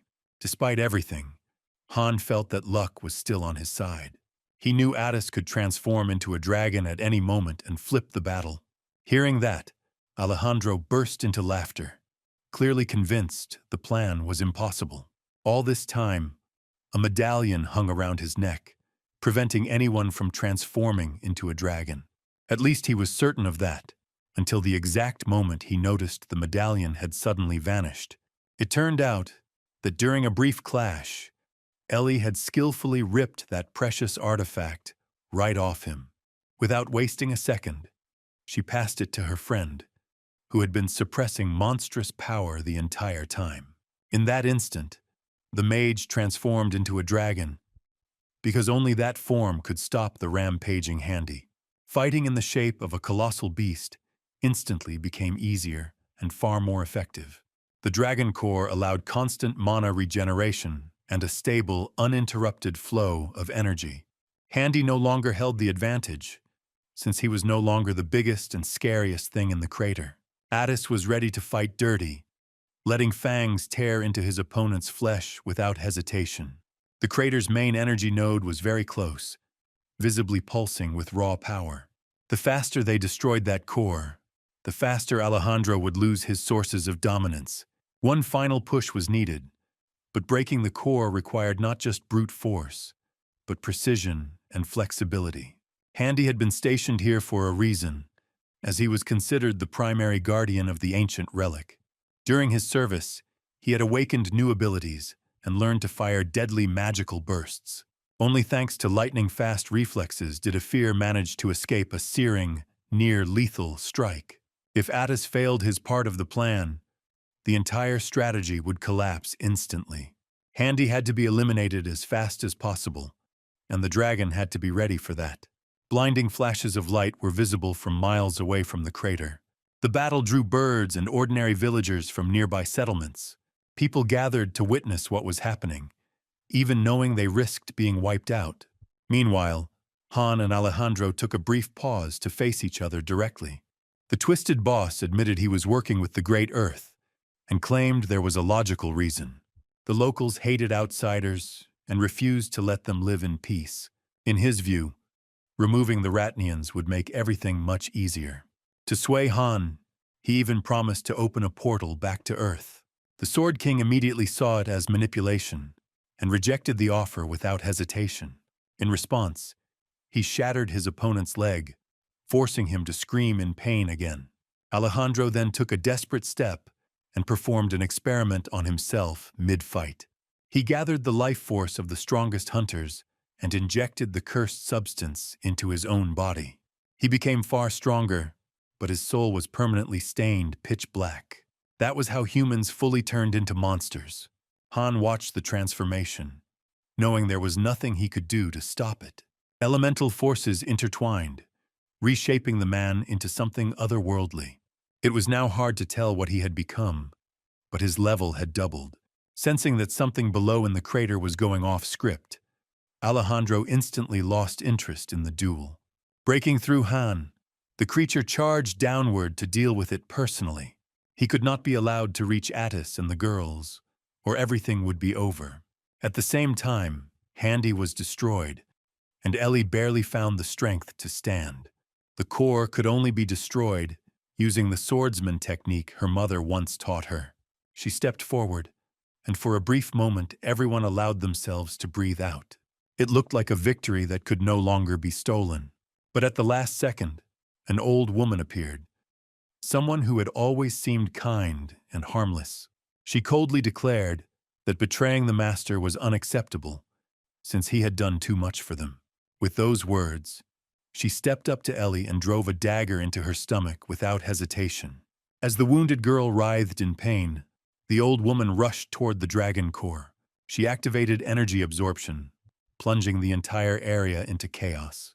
Now all weaker souls began to vanish, feeding the power of Don Alejandro. The plan that once seemed perfect had just collapsed spectacularly. Every single worker inside the crater was caught in the effect. In his final moments, Kalinor stared at a photograph of his family. He felt his life force drain away and knew he would never return home. Along with many of his friends, he collapsed to the ground, unable to rise ever again. Only the strongest individuals and creatures were still struggling against this crushing wave of energy. Dragons were close, almost within reach. Yet even they couldn't directly interfere with what was happening. Addis poured every last reserve into holding the pressure back, trying to block the magical oppression, at least partially. It could buy a few precious seconds, but it did nothing to destroy the core itself. By then, Alejandro had already begun celebrating victory, feeling power flood every inch of his body. All foreign energy drained without residue into the demonic core pulsing inside his chest. Han knew defeat was near, but even now he had no intention of dropping to his knees. Efir pushed herself to the limit, desperately trying to stop the nightmare with everything she had left. She forced streams of energy straight into the core, fully aware it still wouldn't be enough. The core could only be destroyed with a swordswoman's technique, and Ellie clearly knew exactly what had to be done. Over long months of friendship, she had trained Efir step by step in the art of the blade. Now, if the wyvern became human, she could finally apply everything she had learned. Before, that had been impossible, but now a real chance had appeared. To make it happen, they had to use the very artifacts stolen from the twisted boss. Efir was given the chance to become human and attempt to save an entire continent. The magical aura shifted violently, and a pink flash of light swallowed all surrounding darkness. Meanwhile, Alejandro continued savoring his triumph and the feeling of absolute control. His devilish grin fueled Han's rage even more, yet he kept fighting without retreating. Even if the Sword King had no chances left, surrender was never an option. He had survived real hell in the Rocky Mountains, and breaking him now was nearly impossible. He knew Alejandro regenerated like Wolverine, but that didn't slow him down. At the very least, the boss still felt pain, which meant he could still be hurt. Without realizing it, Han was buying time for his friends as they tried to stop the madness. After another burst of magic, everyone witnessed something that could only be called a miracle. The wyvern transformed into a stunning girl with long, flowing hair. She carried the scent of lilies, and a single glance was enough to steal one's breath. You could drown in her bottomless eyes, and there wasn't a trace of malice in them. Efir quickly scanned her surroundings and prepared to act. She knew she had to hurry, but her body needed time to adjust to the new form. Even a few steps forward were difficult, yet she forced herself to move. Along with her beauty, she retained all her swordsmanship skills and was ready to use them. Her friends remained behind, watching her with eyes full of hope. Han, as usual, showed up at the worst possible moment and smashed straight through the nearest wall. Together with his opponent, he had already wrecked half the crater and showed no signs of stopping. This guy would fit perfectly into the Avengers, where they level half a city first and then claim they saved the world. Efir was suddenly in danger as the full weight of the battle crashed down on her. Panicking, the girl turned and ran, briefly forgetting her role and purpose. To shield her from falling debris, Han scooped her up and covered her with his own body. Instead of gratitude, he got screaming and immediately felt a bite like a piranha attack. She hated it, yelling, calling him a naked pervert, and struggling to break free. He had to calm her down fast and remind her they had met before and were longtime friends. Now they had to refocus immediately and stop the Dragon Core. By then, Alejandro had fully regenerated and charged forward again. A brutal head-on strike cracked his skull and proved that raw power still ruled the battlefield. As he was thrown aside, Efir gained another chance to use her skill. But first she had to stop, steady herself, and assess the situation with a clear mind. Just before Efir took the decisive step, Ellie stopped her and wished her luck. Efir barely noticed, too caught up in the chaos unfolding around her. If she had paid closer attention, she would have seen how much blood Ellie had already lost. To buy a little more time, the Sword King kept clashing with the monster, denying himself even a single second of rest. He delivered crushing blows, and the instant the enemy regenerated, he charged back in again and again. To him, it felt like brutal but perfect training, and he was handling it exactly as expected. The moment the area became even slightly safer, Efir prepared to pull off a real miracle. Magical tendrils instantly lunged toward her, trying to block her path to the core. A moonlight step, light feet, and zero fear in her eyes let her push straight through. Flexibility and speed saved her from lethal strikes and steadily closed the distance. When the monster realized what was happening, it roared like a dragon writhing in agony. Han held it back with his last strength, boots digging into the ground as his massive sword stopped the charge. That effort was no longer needed, because Efir landed the exact strike that ended the suffering. A wave of magic burst outward, freeing the people of the continent from the looming threat. At the same time, Han unleashed a devastating blow, and Alejandro finally lost his ability to regenerate. The crater's explosion was visible even from nearby islands, and many mistook it for the end of the world, like when the Oppenheimer trailer dropped. Sadly, Ellie never witnessed this triumph, as her heart had stopped only a moment earlier. Even so, she knew she had made the right choice, and her sacrifice would not be in vain. Just moments later, clouds swallowed the sky, and relentless rain poured down. That day's victory truly felt like a miracle, with everything stacked against the people of Ratna. The human experiments planned by the Great Earth were officially confirmed. People below level 10, who had lost their life force, began returning from the brink. Each of them could return to normal life, though a therapist would probably be a good idea. 36 deaths were recorded, most of them those who had been turned into monsters. This defeat shattered all of the Great Earth's plans, even though victory had been just one step away. From that day on, those who defeated Alejandro were called true heroes, yet none of them even thought about celebrating. There were no cheers, no smiles, no joyful cries. Even the sound of rain seemed hesitant to break the heavy, lifeless silence. All the heroes were taken under the protection of the Order of Light and granted several days of rest. Certain facts were deliberately hidden to avoid frightening ordinary people. Han and Addis recovered fairly quickly, felt fine, and were satisfied with what they had accomplished. During a conversation with the priest, both of them sensed that something was off. He kept repeating that there were far too many people who hated outsiders. Emil Otto seemed to be preparing them for something important, guiding them through a dark maze of corridors.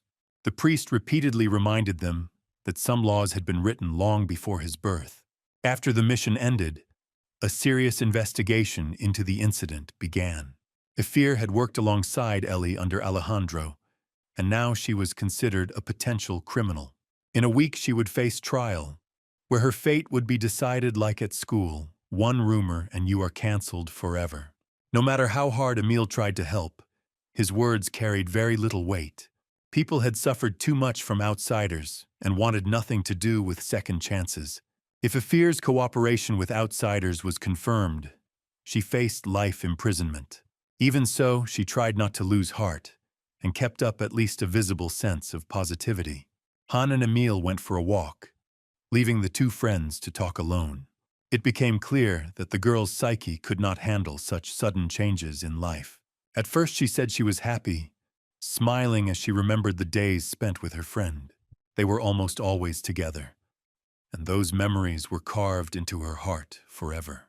But only a minute later, Efir began to cry and blamed Ellie for taking unnecessary risks. They could have run away and lived safely, without constant battles and threats. Addis supported his friend in every way and promised he would definitely come up with something. Loss is always painful, but in this cruel world, one has to be ready for it. There was no doubt that Ellie was proud of Efir and believed they would meet again someday. Meanwhile, Han was also trying to do something, since his bond with the wyvern had helped him survive and find his place on the continent. It turned out that under certain conditions, an indulgence could be granted, and even the judge's verdict could be nudged in the right direction. That privilege was reserved only for those who truly helped the Order of Light and proved their worth through action, not words. The heroes had already made serious progress in their careers, and now just one successful mission stood between them and absolution. If they could eliminate one of the church's key problems, they would gain a real chance to save their friend. All they had to do was destroy a ghost, and at first glance it sounded like an easy job. Reality was far darker. Every hunter who had faced this problem before never made it back home alive. The ghost of the dark house had been waiting for a new victim for a long time, and only God knew how this would end. After Alejandro's death, a shard of a demonic god fell into truly dangerous hands. The agents of Great Earth stepped in just in time and managed to secure this extremely valuable artifact. Their main plans had been shattered, but even so, none of them were ready to give up. They quickly realized they were dealing with well-prepared enemies who needed to be erased as soon as possible. If things escalated to the inquisitors, it would turn into a real bloodbath with zero room for compromise. To avoid that outcome, Leslie suggested an alternative solution. She proposed using the shard of the demonic god to create something new, something capable of consuming the world itself. And to get rid of extra problems, there was always the option of calling in an old, reliable acquaintance. A ghost working as part of the team was ready to help and handle several objectives at once. If a level 35 monster pulled it off, Great Earth would get a chance to start over. Once upon a time, a happy family lived in this house, until a bloody and irreversible conflict shattered everything. Later, Great Earth bought the property and began conducting cruel, forbidden experiments inside. The place hid countless secrets, and deadly traps were installed all around to protect them. Many hunters never told the world about those traps, because the ghost never let them go home. The monster, wearing a satisfied grin, prepared to welcome new guests and dreamed of kicking off the party as soon as possible. When 4 days passed and no one showed up, the ghost began to lose its old excitement. A few more days went by, and the monster stopped waiting altogether, deciding it had all been some kind of cruel joke. At that very moment, a team of 3 appeared in the nearby forest, ready to put an end to the ghost. Until the trial, Efir was allowed to move freely under supervision and handle almost any task. All 3 were officially recognized as heroes, and they were cleared for missions without unnecessary questions. At first glance, they weren't scared at all, and even thought they had stumbled into a local Disneyland. The ghost absolutely hated that, since every piece of scenery was designed purely to terrify. Addis immediately warned that they had to move with maximum caution, because there were only 3 of them. No one was coming to save them if things went wrong, so they had to rely solely on themselves. Han looked like an unbeatable killer at first glance, but in reality, he was absolutely terrified of ghosts. As a kid, He had binge-watched every part of The Ring, and ever since then, even small things freaked him out. It looked funny now, but very soon that fear would unexpectedly save his life. Addis suggested splitting up, knowing that in a real emergency, he could always turn into a dragon. Efir deliberately scared her friend, doing everything she could just to have a little fun. She had spent her entire life in a dark cave, and had long forgotten what fear of the dark even was. At some point, the first signs of basic activity level began to surface. Nothing critical was happening, but Han started shaking like a little kid. He completely forgot about the mission and just bolted forward without thinking. A sea of traps lay ahead, but he didn't even notice them and smashed straight through. Like an armored train, pure Dom Toretto energy, where family matters more than walls. Years had gone into building those traps, and now they were wiped out in a single second. Efir decided not to lag behind and jumped in as well, finishing off the already wounded monsters.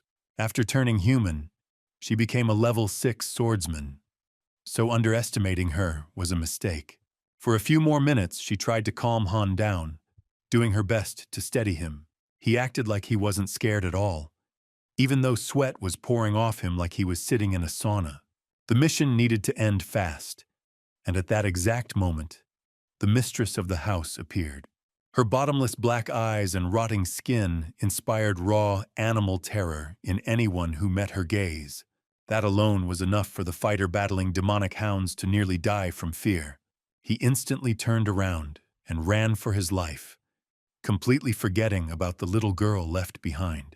The real problem was that getting out of this place turned out to be way harder than it looked at first glance. After smashing through yet another wall, Han realized with surprise that he had ended up in the exact same corridor again. That meant that just a week before Ether's trial, the entire hunter squad had walked straight into a carefully engineered trap. For several long minutes, the ghost stayed close, never showing herself directly, never fully disappearing either. Bit by bit, it became clear that the mistress of the house never attacked personally.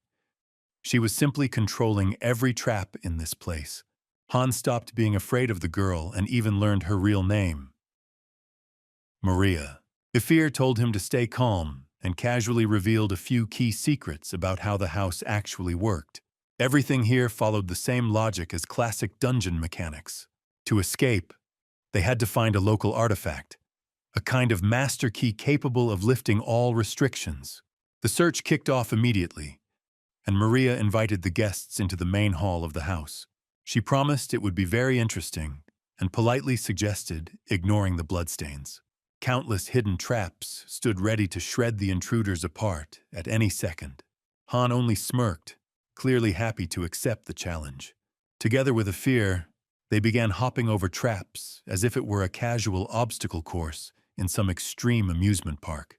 Neither of them even broke a sweat, though Maria was still confident her plan would work. Even a small pool filled with crocodiles felt like a luxury resort to someone who had survived the Rocky Mountains. Soon it was time to face the boss of this room, a massive black mamba. This anaconda-sized venom monster was meant to be a serious threat, but things went completely off script. Now let's jump back to Addis, who had pushed deeper into the southern wing of the house, straight toward the basement. Mages were always highly valued, simply because there were so few of them among hunters. Truly trained professional mages made up no more than 2% of the total. Most of them graduated from universities in the Mage Kingdom and had access to advanced theories from a developed world. That was why Addis immediately sensed he had found something truly important. Few people knew this, but he had graduated from the Academy of Thinkers, specializing in advanced spellcraft. One glance at the documents left behind was enough for him to realize the entire team was in serious danger. Addis rushed off to find his friends, hoping it wasn't too late to escape. Bursting outside, he scanned the area and instantly understood that coming here had been a massive mistake. The house was already starting to fade away, and the team was trapped inside a conditional space disconnected from reality. By then, Maria had almost forgotten her original cruel intentions. Loneliness had tortured her for far too long, and meeting new people felt like salvation. For a brief moment she relaxed, then remembered the real reason she remained bound to this house. Maria barely noticed how close she had grown to people who seemed fearless. They had destroyed every trap, defeated the room boss, and even managed to cook the venomous snake's meat. To Maria, it looked like madness. No one had ever behaved like this in her house before. Han tried to calm their new acquaintance and explain that they had no reason to fear each other. Her entire life she had been abandoned or used, but it was never too late to find real friends. If Maria wished, she could stay with them and become part of something bigger. That offer shattered her worldview, and the ghost's psyche began to crack. Fueled by inner turmoil, the walls of the house started collapsing as if Godzilla himself had dropped by. By then, Addis had reunited with the group and insisted they needed to escape immediately. To do that, they had to find the key that opened every door in the cursed house. After a short pause, the truth about the key became obvious. It wasn't a soulless object, but a living person who had been with them all along. Maria only appeared to be a spirit. In reality, she was a cursed woman. They tried to explain that Leslie and Richard had abandoned her, planning to destroy the house along with the hunters. Maria refused to believe it and stayed loyal to her former friends until the very end. In desperation, she lashed out against the hunters, trying to force doubt away. Han reacted instantly and shielded his friends, taking the hit himself. He was sure he could tank the attack without issue, not realizing ghosts fought by different rules. At first glance, it looked like he was unharmed and everything was under control. Efir instantly rushed to her friend, trying to force him to pull back before things went completely off the rails. What she saw froze her in place, icy chills crawling straight down her spine. The strongest warrior on the team had clearly lost it and was starting to morph into something ghost-like and wrong. He triggered a vertical strike technique, and only a split second stood between Efir and guaranteed death. While Addis struggled to block the falling rubble, the wyvern was hanging on the edge of annihilation. He caught the scene just in time and lunged in without hesitation. The dragon managed to stop the blow despite the insane gap in raw physical power. A ghost had slipped into Han's mind, and a brutal internal war was raging inside him right now. His friends tried to reach him, but all they got back were broken, unhinged screams. Moments later, the Sword King literally started fighting himself. One second he rushed Addis. The next he smashed his own face with his fist. The hunters had never seen anything this unhinged in their lives. Despite the madness, the guards casually gave a thumbs up, acting like everything was somehow under control. Now the scene shifts inside his mind, where the real battle was unfolding. Fighting a ghost only looks easy at first glance, even for a warrior from Voltera. Memories were exchanged, and it became clear that even Han carried a deep, personal darkness. The pain was unbearable, and every mental wound tightened Maria's grip over his body. On top of that, he had spent more than 22 years completely alone in the Rocky Mountains, and that kind of isolation never comes free. The strangest part was that the effect worked both ways. For a dark soul like Maria, being trapped in the mansion had become her own private tragedy. They kept trading memories, locked in an endless internal clash. It felt like it could go on forever, at least until one of them finally broke. Then, a blinding flash of light cut through everything, bringing the battle to its natural end. At the same time, Addis was desperately working through spell formulas that might pull his friend out of the spectral realm. The knowledge he gained at the academy mattered more than ever, especially with the crystal he found in the lab. He would later learn it was a shard of the demon Omplus, but right now that detail meant nothing. Through a mirrored artifact, Leslie calmly observed every second of the situation. It was obvious the hunters had swallowed the bait and were now one step away from total destruction. The satisfied outsiders had no doubts about their success and were already prepping for the next task, that brought them to the Magic Kingdom. A serious meeting was about to happen here, the kind you attend without an invitation. Everything had to be done quietly and with maximum precision so the mages wouldn't notice a thing. The Thinkers' Mage Guild was the continent's first elite division of high-level spellcasters. When noble houses began mass-collecting magical tools, the Thinkers skyrocketed in influence. The symposium became the place where new artifacts were flexed and the world's most powerful figures gathered. Everyone showed off their loot there, and impressing anyone was almost impossible. The Great Earth's agents slipped past security without raising a single alarm. In one corridor, they ran straight into a massive combat robot clearly built to kill on sight. The machine instantly flagged them as threats and attacked without hesitation. It was the perfect moment to see what a man named Richard was really capable of. He needed only a few clean, effortless movements to secure the win. An aura blade combined with a diagonal strike erased the giant Terminator from existence. That was what real clean work looked like. After that, confident footsteps echoed down the corridor, sharp and deliberate, heels clicking against stone. Her presence radiated calm authority, and fear clearly had no place near her. The moment they saw her face, two mercenaries dropped to their knees, apologizing like security guards when Taylor Swift walks into the room. Standing before them was a living legend, one of the four heroes, the Archmage Genobia. The scene cuts back into Han's mind, where the fading light still lingered.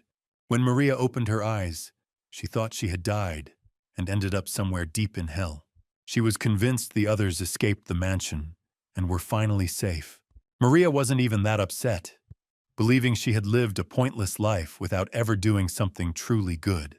At last, peace was supposed to reach her, or at least that's how it felt in those first fragile seconds. Then a dog slowly walked past her, acting like it had been quietly listening to her thoughts the whole time.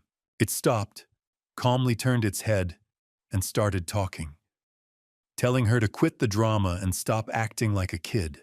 The dog made it clear that everything was already over, and all she had to do was stop and refuse to move forward anymore. In the same instant, horrific monsters burst into the ghost's vision, like they had just crawled straight out of a bottomless abyss. Maria couldn't hide her shock, and for the first time since becoming a ghost, felt real fear claw into her chest. She realized she was inside this guy's mind, and finally understood how much pain he had endured.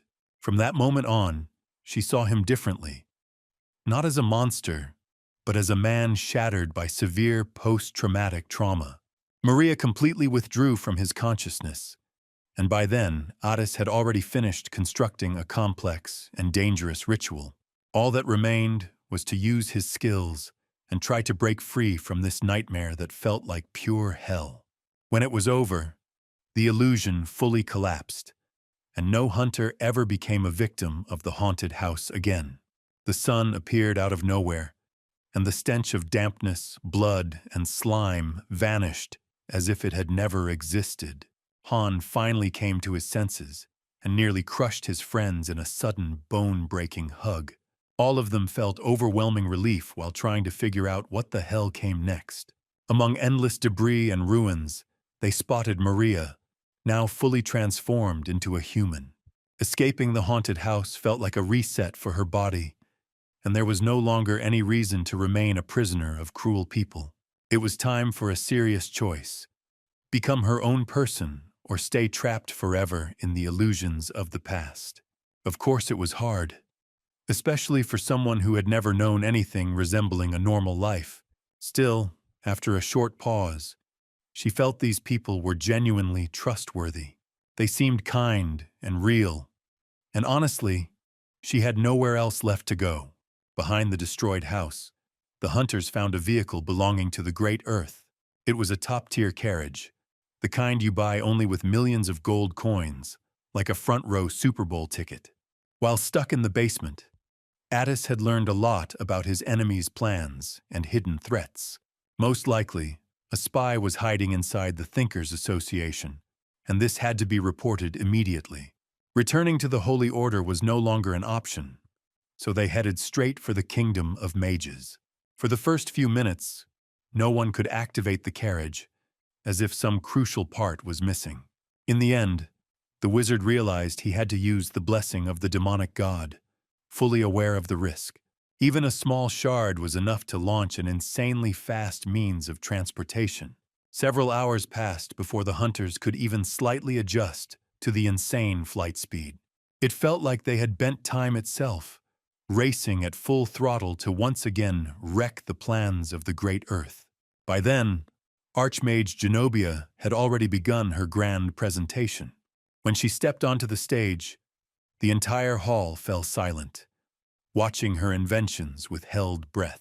After receiving the blessing of the goddesses, all 4 heroes reached level 100 and stopped aging forever. Their names were engraved in golden letters in the history books of this world. The people of Voltera knew very little about them, and it was time to fix that. The strongest among the heroes was considered to be Bao, also known as the True Sword King. That was the name people eventually began using for Han, clearly drawing parallels to the legendary hero of the past. Holly was impossible to ignore as well, famous for her mastery as a spiritualist of life and death. The team also included the greatest magic swordsman in the world, Karhan the Terrible. It felt like no one in this world could possibly challenge them. They were the strongest heroes alive, and only a lunatic would dare mock them. After the official presentation ended, the heroes decided to talk among themselves for a bit. Notably absent was Bao, who had long been listed as missing in action. They discussed small matters and future plans until Leslie suddenly walked into the room. It turned out that thanks to the Great Earth, the heroes had a chance to restore the blessing of the demonic god. The crystal was now in their possession, and they could finally move forward with their true objective. Opening a portal, they stepped into a cosmic void filled with strange harmony. A being began to form out of the weightless emptiness, vaguely resembling a human shape. It was the main assistant of the goddess of darkness, named Kevriel. She looked exactly like the goddess herself, but everyone simply called her Kiwi. The heroes approached the ancient altar to face the entity and formally carry out the order they had received. By every rule, the moment the portal opened, they were supposed to appear before the goddess's copy without delay. Only Karhan and Zenobia stepped forward, the acknowledged leaders of the entire squad. Instead of showing the expected reverence, they chose to play by their own rules and skipped all the pointless ceremony. The great swordsman calmly drew his blade and in a single motion beheaded the goddess's copy. The heroes made it clear they didn't care about the rules and now aimed to become gods themselves, like Monopoly players swiping the bank on turn 1. In that instant, it became obvious they hadn't come for answers, but for a precise and dangerous objective. 20 years ago, they were the ones who fought invaders from other worlds, who had sided with the demon god. The heroes sacrificed their youth and shattered bodies to fight in the name of the goddesses and save the world. Victory came at a brutal price, demanding everything they had, leaving nothing behind. After receiving the blessing, the heroes rebuilt ruined cities, gained wisdom, and reclaimed their lost youth. From that day on, they knew exactly how long they had left to live, and that knowledge weighed heavily on the world's saviors. The gods were convinced the heroes would never desire immortality, and that was their greatest mistake. As the years passed, miracles faded, and a quiet hunger for something greater grew inside each hero. It wasn't fear of death, since any hunter accepts that outcome sooner or later. The real disappointment was watching the goddesses simply observe as the world slowly slid into chaos. Without the heroes' interference, the goddesses would have stayed on the sidelines, while the world burned to nothing. To take control of Ratna, the gods had to be removed and a new world order established. At last, the heroes reached this realization, understanding they were strong enough to challenge the gods directly. Only by gaining immortality could they truly protect this world in the long run. During the clash with the divine copies, Zenobia suddenly vanished without a trace. Karhan was left alone before the goddess, who saw straight through him and hid none of her superiority. She demonstrated just how helpless a warrior is against pure divine power. In that moment, Karhan cursed the goddess of darkness and swore to one day take her scalp with his own hands. After that, Karhan sank into an empty, endless darkness he couldn't escape for a long time. Meanwhile, the hunter team arrived at the crater, where a court session was taking place at that very moment. They decided to postpone the trip to the Magic City and at least deliver a letter about the possible spy. Addis made a serious mistake, believing the supreme mages still had the situation under control. He had no idea how deeply rotten this world was on the inside. If anyone had claimed the heroes chose to betray the goddesses, no one would have believed it. At the very least, he used the shard of the demonic god to significantly boost his own strength. The fragment was sealed into a bracelet, hiding a wide range of abilities inside. His magical power surged instantly, though much work remained to unlock its full potential. It was only a broken shard of the crystal, meaning the magic was still unstable and incomplete. If the Great Earth had acted just a little more carefully, the hunters would never have escaped the haunted house. In that dark moment, Han wondered what would have happened if he had never left the Rocky Mountains. Most likely, he would have gone insane, ended his life, or turned into one of the devil's hounds. But none of that mattered anymore. The past had to be left behind to move forward with those who truly cared about him. While the warrior of Voltera reflected on fate, the heroes of this world continued reshaping reality itself. In truth, nothing had happened to the heroes. They were still alive and acting as they always had. Goddesses, unlike humans, exist as higher dimensional beings on a different plane of reality. They were thought to be impossible to attack and destroy completely, at least until today. Dimensional sealing magic was now fully accessible to Karhan and Genovia. They managed to imprison the goddess of darkness and seize total control over her essence.